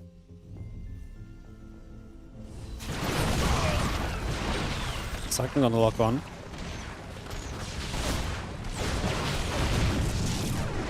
Stalker's getting chased. Reaper's going to get there. That Stalker getting picked off. Reaper, Cyclone, the Marines obviously want to get in position for this tank to get siege up as well. So ByuN is shoving. Stimpak and the combat shield behind this. So there's the two Banshees available. They're going to arrive in the natural right now, by the way, but there's a bunch of Stalkers here. And if it was Cloak, the Observer's there as well. Because it's speed, we get the Banshees out of there. So we're actually going to be able to pull that out now.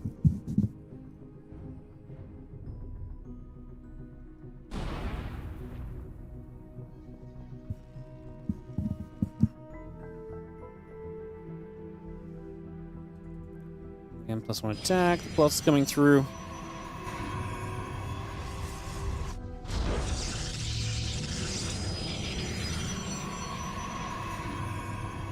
See everything else coming back around. Just going to be seeing the press that's coming out.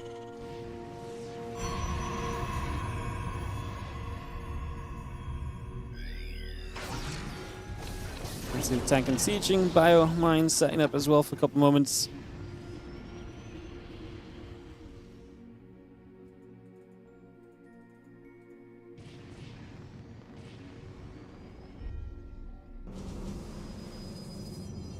See that Colossus coming down. Zelt's still going to be there. There's Bioforce still pushing up. Upgrades are done, so if there's a time for ByuN to take a bio-based fight, this kind of be it. A couple Force Field to buy some time. The Colossus gets the Marines on the left of this fight. And Colossus laser beaming through a lot of stuff right here. Now there's Marauder still stepping through. The couple Banshees are going to be here to pick onto that Colossus. Once they get this going, just going to see that Colossus taking some damage. The Stork's going to blink forward. Siege tank will go down. The Zelt's going to be there as well. A couple of Banshees are going to be trying to deal with this still. I mean, still hitting that Colossus. This Colossus is super low. Finally goes down. Is this enough from ByuN? Is Classics Day ruined in game number 1 already? It might just be another Widowmine hits the Zealots as they warp in. Does ByuN have enough to keep going? Obviously, as he keeps attacking in, this new Colossus is finding insane value. He doesn't have enough to get close to it, and the Colossus is just sitting back and laser beaming for so much damage. Another Marine going down. The last few Marauders probably not enough to break through, and Classic will hold this position and get that defense for the moment. Just having the Viking Marine Marauder still coming over.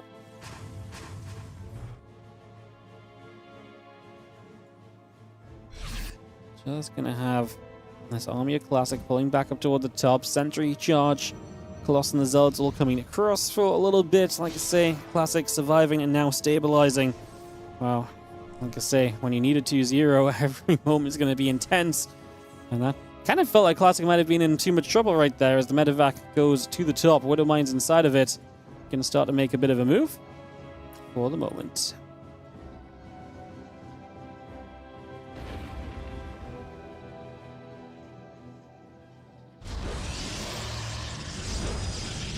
Wolf Study coming up. Nexus on the way. +2 attack will be built as well.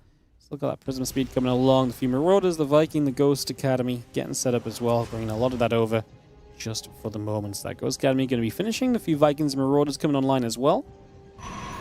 That Starport building right now as we just see the few Stalkers off to the right side. Hanging around there for a few more moments.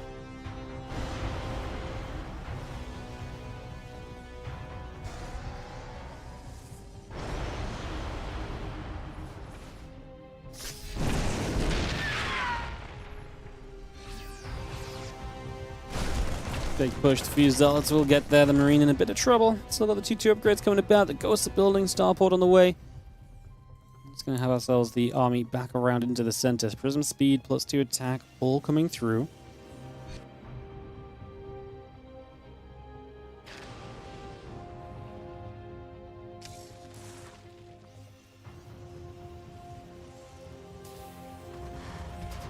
Disruptor still building about, +2 attack, +1 armor being brought into place. And you have our Bioforce settling Classic, starting to expand down that left side for his 5th. I feel like if he establishes control on that bottom left side base, the rest of this map becomes so expandable for him, because if you can hold the base close to the Terran, expanding away from the Terran should become very, like say, very doable.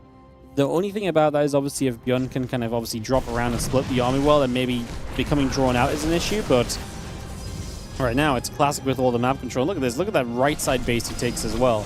He's just taking the forward bases first. He's going to use these to warp in from and to be aggressive from. Take control of the map and presume he's going to throw all the other expansions down behind those initial expansions as the Prism is going to go down at least, so we do stop that from doing too much else, if nothing more.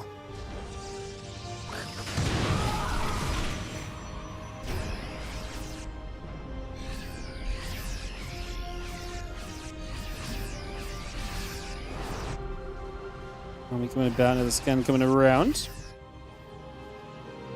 Keeping an eye on things. Vikings gonna get their obs. Coming about again. Vikings, the Marauders coming through for a little while.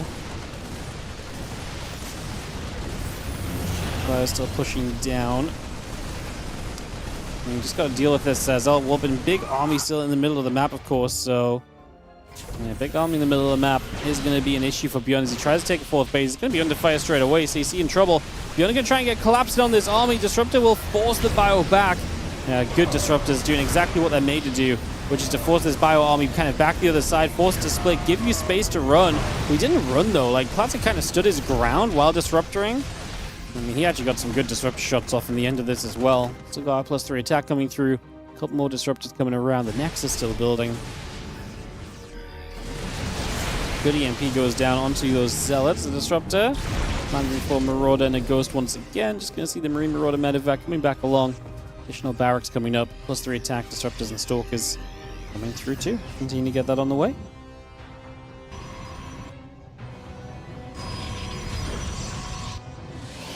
Three coming around again. There's a couple of Disruptors coming up for the moment. Continue to bring that online.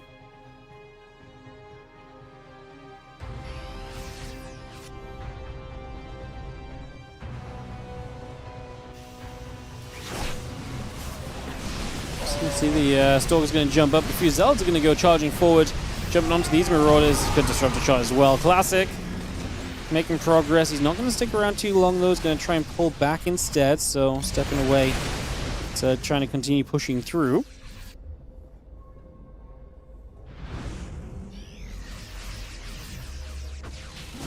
another little shove up. We got the disruptors to keep zoning. I was going to say the disruptors surely have to go toward that massive clump of units in the right-hand side. A few zealots sweep in from the right as well. Classic, again, just has 89 workers and an insane economy behind this. His army supply is kind of low, and that is always the issue. If we just win a fight and we go across the map, what happens next? Let's see that ByuN still pushing through. And we do have the disruptors gathering back into the center.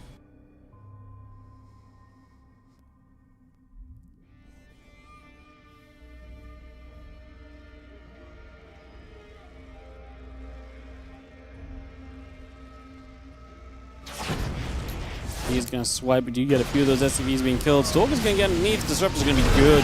Once again, they're just landing. Every disruptor that lands is just so much difficulty for ByuN to work with, as we are going to see. He actually denies a couple here, at least before they land. Man, there's so many Stalkers, so much damage output, and that does look as though it's going to be enough for Classic to take the first game necessary for himself here in this match. Like I say, it's got to be a 2-0 for Classic to advance in first place of this group. Second map here will be 10,000 feet. Loading into this in just a moment.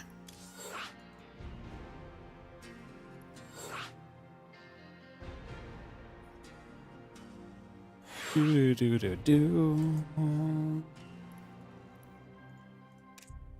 ByuN, can he take a map? And like I say, ruin Classic's day, or will Classic see this through to the victory screen? And will he get himself first place in the group, of course, on the line, like I say? Kind of a crazy situation as we get this second game started. So much can change with the result of just this map. Like I say, final series result doesn't matter if Classic loses this map. This map is the do or die moment. So let's see it. Let's load in. Let's see what happens.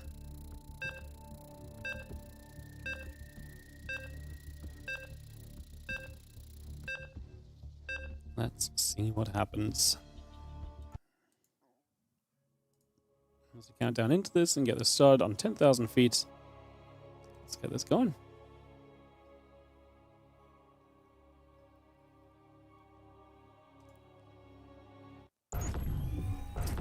In the bottom right-hand side, the blue Protoss player, currently up 1-0, is going to be Classic.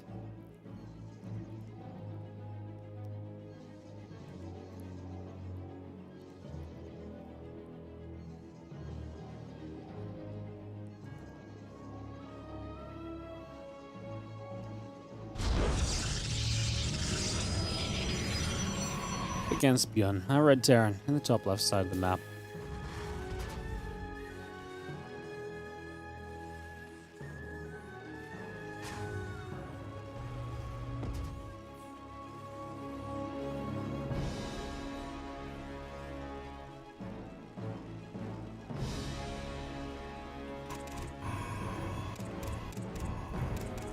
Well, ByuN going to open with the engineering bay block, going to try and take some control of this game kind of early on, in all honesty, so setting up for that for a little bit. Get that on the way through. Bring this over. Away we go.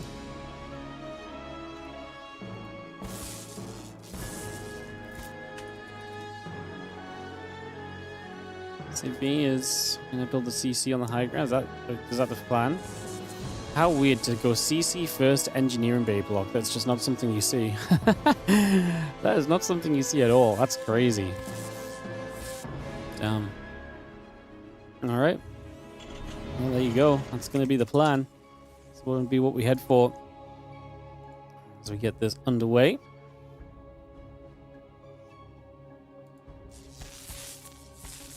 This engineering bay will be dealt with initially, and ByuN just going to go barracks behind it all. Now the probe's going to show up and going to realize, oh, you've got a late barracks here. So, like I say, you kind of get that info kind of a bit further down the line. A couple of refineries coming up, the barracks still building, CC on the way through, LCV building as well. Side before the Nexus, continue to come about for the moment.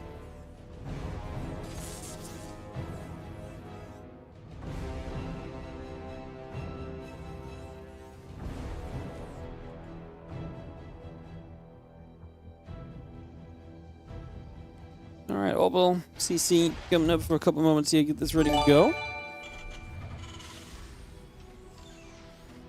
Yeah, what's up, Captain Saiken? Thank you so much. As I murdered your name, thank you so much for the Prime sub, appreciate it. Thank you very much indeed. Did Classic see the command center? Sorry, guys. No, he actually never saw the CC, but he kind of has to roughly, like, he's going to build the... I guess the battery is unnecessary then based on this, so yeah, maybe he is a little bit freaked out by it, but surely the barracks timing... The fact there's a barracks on the way, not like a factory at home or something, tells you that there's not, like... It would be so weird to build a second barracks at home. See, I think he is a bit confused. But as you see the... yeah. Maybe he is actually a little confused. Yeah, good spot, guys, on that CC scout this. So maybe he did think there was a proxy, and then, like... But it's so weird to proxy into, like, an additional racks at home. So, yeah, maybe you're just confused here straight up as Classic. I mean, it's kind of a weird build anyway. Engineering Bay blocking into... Engineering Bay block sells the idea of a proxy in the first place, because you're trying to slow the opponent down, and then bam, the proxy hits you out of position if you take a third out of location and so on, but, like... So, yeah, you're probably really mind-gamed at the moment.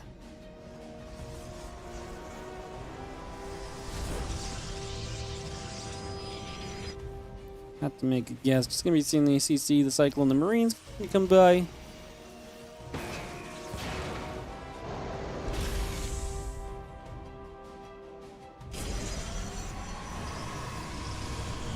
Well, Engineering Bay starts up from ByuN, playing a big micro game.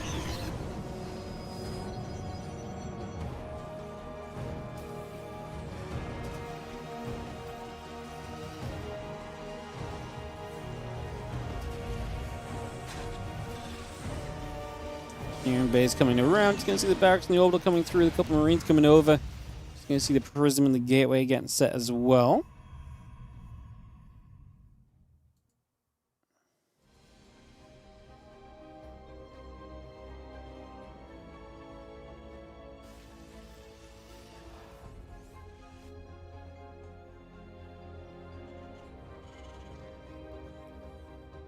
Prism about to pop. It's going to be seeing the Twilight Council coming through. The assimilator still building.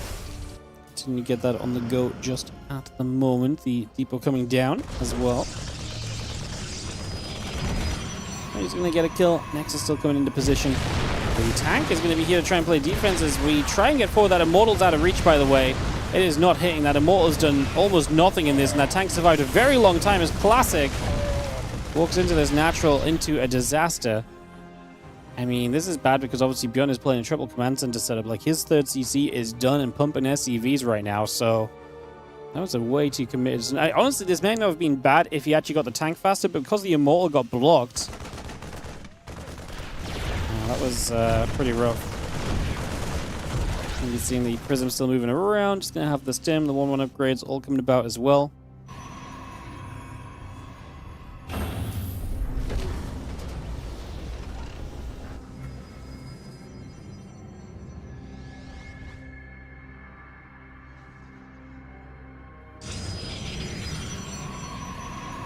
That's economy obviously not great at the moment. Not ideal right now. Just going to be seeing the against impact combat shield +1 continue to come over for a little bit. The next is going to finish on the third base, running that through.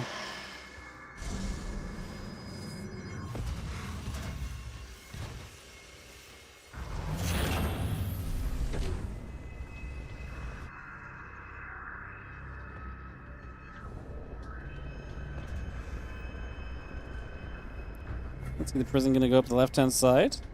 Trying to get a little bit more done.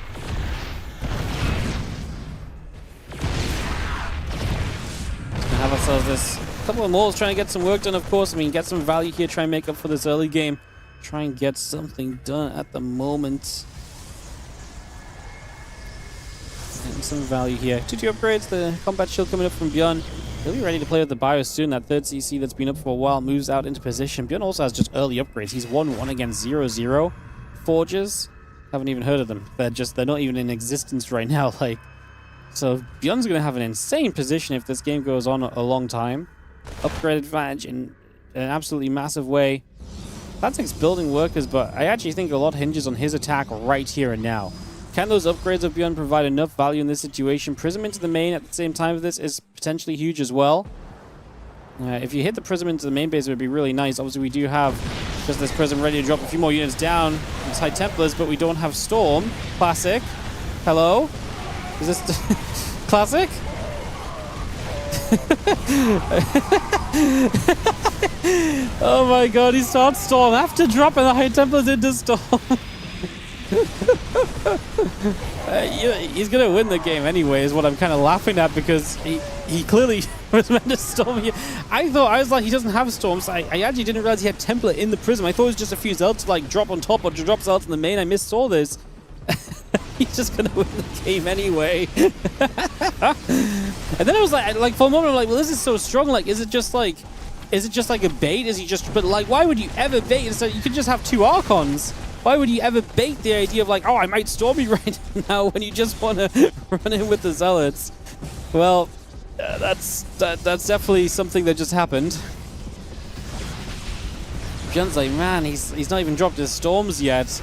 Little does he know he can't even use the Storms yet. Orbital goes down. This game is done for ByuN. Unfortunately for Zoun, this means that he's going to be dropping down out of this group and into group stage 2, where it will be Classic advancing to the winner bracket, round 3 of the playoffs. herO will go to the playoffs round 1. And what has been a very close group, a lot of close games, a lot of close matches. Just ByuN not able to get over the Protoss hurdle today, which is really sad, because I actually was really looking forward to ByuN in this group, because if anyone's actually given me a lot of fun and excitement in TVP lately, it actually has been ByuN. I feel like his TVP has really stepped up and been awesome. Unfortunately, today was just not quite meant to be. Especially as it seems like he's not getting the better of Classic in this map at all.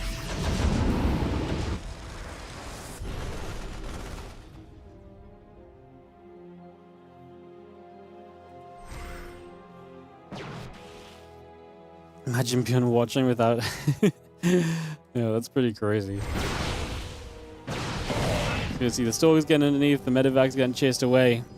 And it's going around here for a few moments.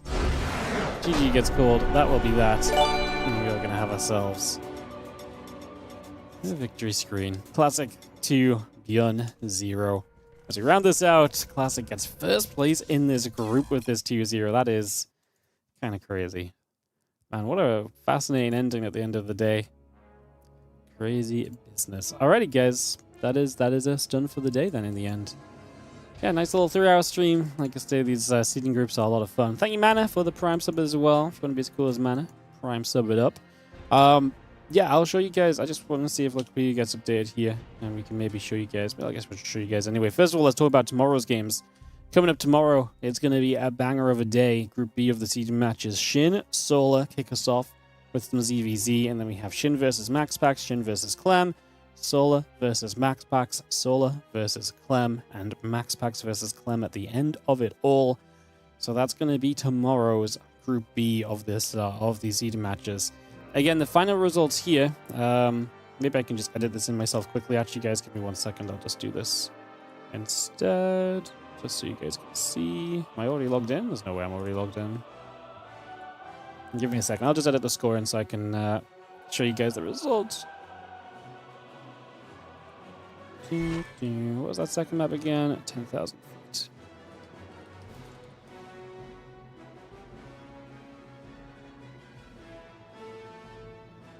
All right, let me just update this and we can just have a look at the final scenario of this Group A. Yeah, let's have a peek at this, guys. So, wrapping up Group A, Classic does indeed take first place again. It is map score difference and then head-to-head. So Classic and herO have the same match score, the same map score, but obviously Classic got his win over herO. So Classic beats herO and ByuN on the day. herO beats, well, they all beat ByuN, but herO beats Zoun. Yeah, Classic just has the head-to-head over herO when they tied up otherwise. So Classic will drop into the upper bracket semifinals. herO will drop into upper bracket round 1. And again, it will be ByuN and Zoun who will drop down into group stage 2. Sad for Zoun, a map away from maybe making playoffs already. But that is the brutality of these round-robin groups sometimes. Group B tomorrow, like I say, Shin versus Solar starts us off. I mean, just look at the matches. Do we need to say more? I know I just went through them once, but let's just look at them again because they look great. And that's going to be what comes up tomorrow. As always, though, guys, these events cannot happen without your support. How can you support? Let's just run through it all because we can do. So, ways you can support. Actually, let's talk about one of the newer ways to support right now, which is the WardiTV merch store is back. If you guys want to get your hands on some of the new WardiTV merch while supporting StarCraft 2, you can do so. 100% of any proceeds from the merch goes directly into the WardiTV 2026 series. As yo, what's up, Andy? Thank you so much for the 500 bits. Super appreciate it, mate. So we have a few different t-shirts available for you guys if you just want the new WardiTV Infested logo shirt. That one's the cheapest. But we also have the TV kind of on the front or on the back with the WardiTV logo on the front. Actually, I actually really like this one with the logo, with the TV on the back. That's kind of what the hoodie does as well. So, yeah, but you can check them out. Mug as well. Like I say, anything purchased here, 100% of profits go to tournament prize pools. So you can support StarCraft 2 while looking cool at the same time. Obviously, we've got the WardiTV Patreon page as well. Talk about this all of the time. But as always, guys, it's one of our main ways of getting you guys to support the content. Anything we raise on this Patreon, 100% of it ends up in the pockets of the players. This is a way for you guys to support our content. But again, we make sure that anything that goes into this is in the pocket of the players. This is not money that gets spent on promotion or, you know, this is not money that gets spent on like artwork or graphics or, you know, this or that or whatever, or what needs a new microphone. This is money that will go to the pockets of the players. If you want to guarantee money going to the players via tournaments, Patreon page is the place to check that out. That is patreon.com/WardiTV, or you can ! Patreon in the Twitch or YouTube chats, of course. Check that out. The more support we get there, the easier it is for us to keep on producing content. You obviously do get access to replay packs and more. And of course, all the usual. If you want to follow, like, subscribe, free to do so. It helps out a bunch. Tune in tomorrow for more great games. We'll be doing some sponsored content tomorrow, so if tomorrow's a bigger stream, that would be awesome as well, because we can capitalize a little bit on that afterwards with the sponsorship. And yeah, that's kind of the vibe. That's what's going on. So I appreciate you all. I hope you've all had a wonderful day. And I will see you guys.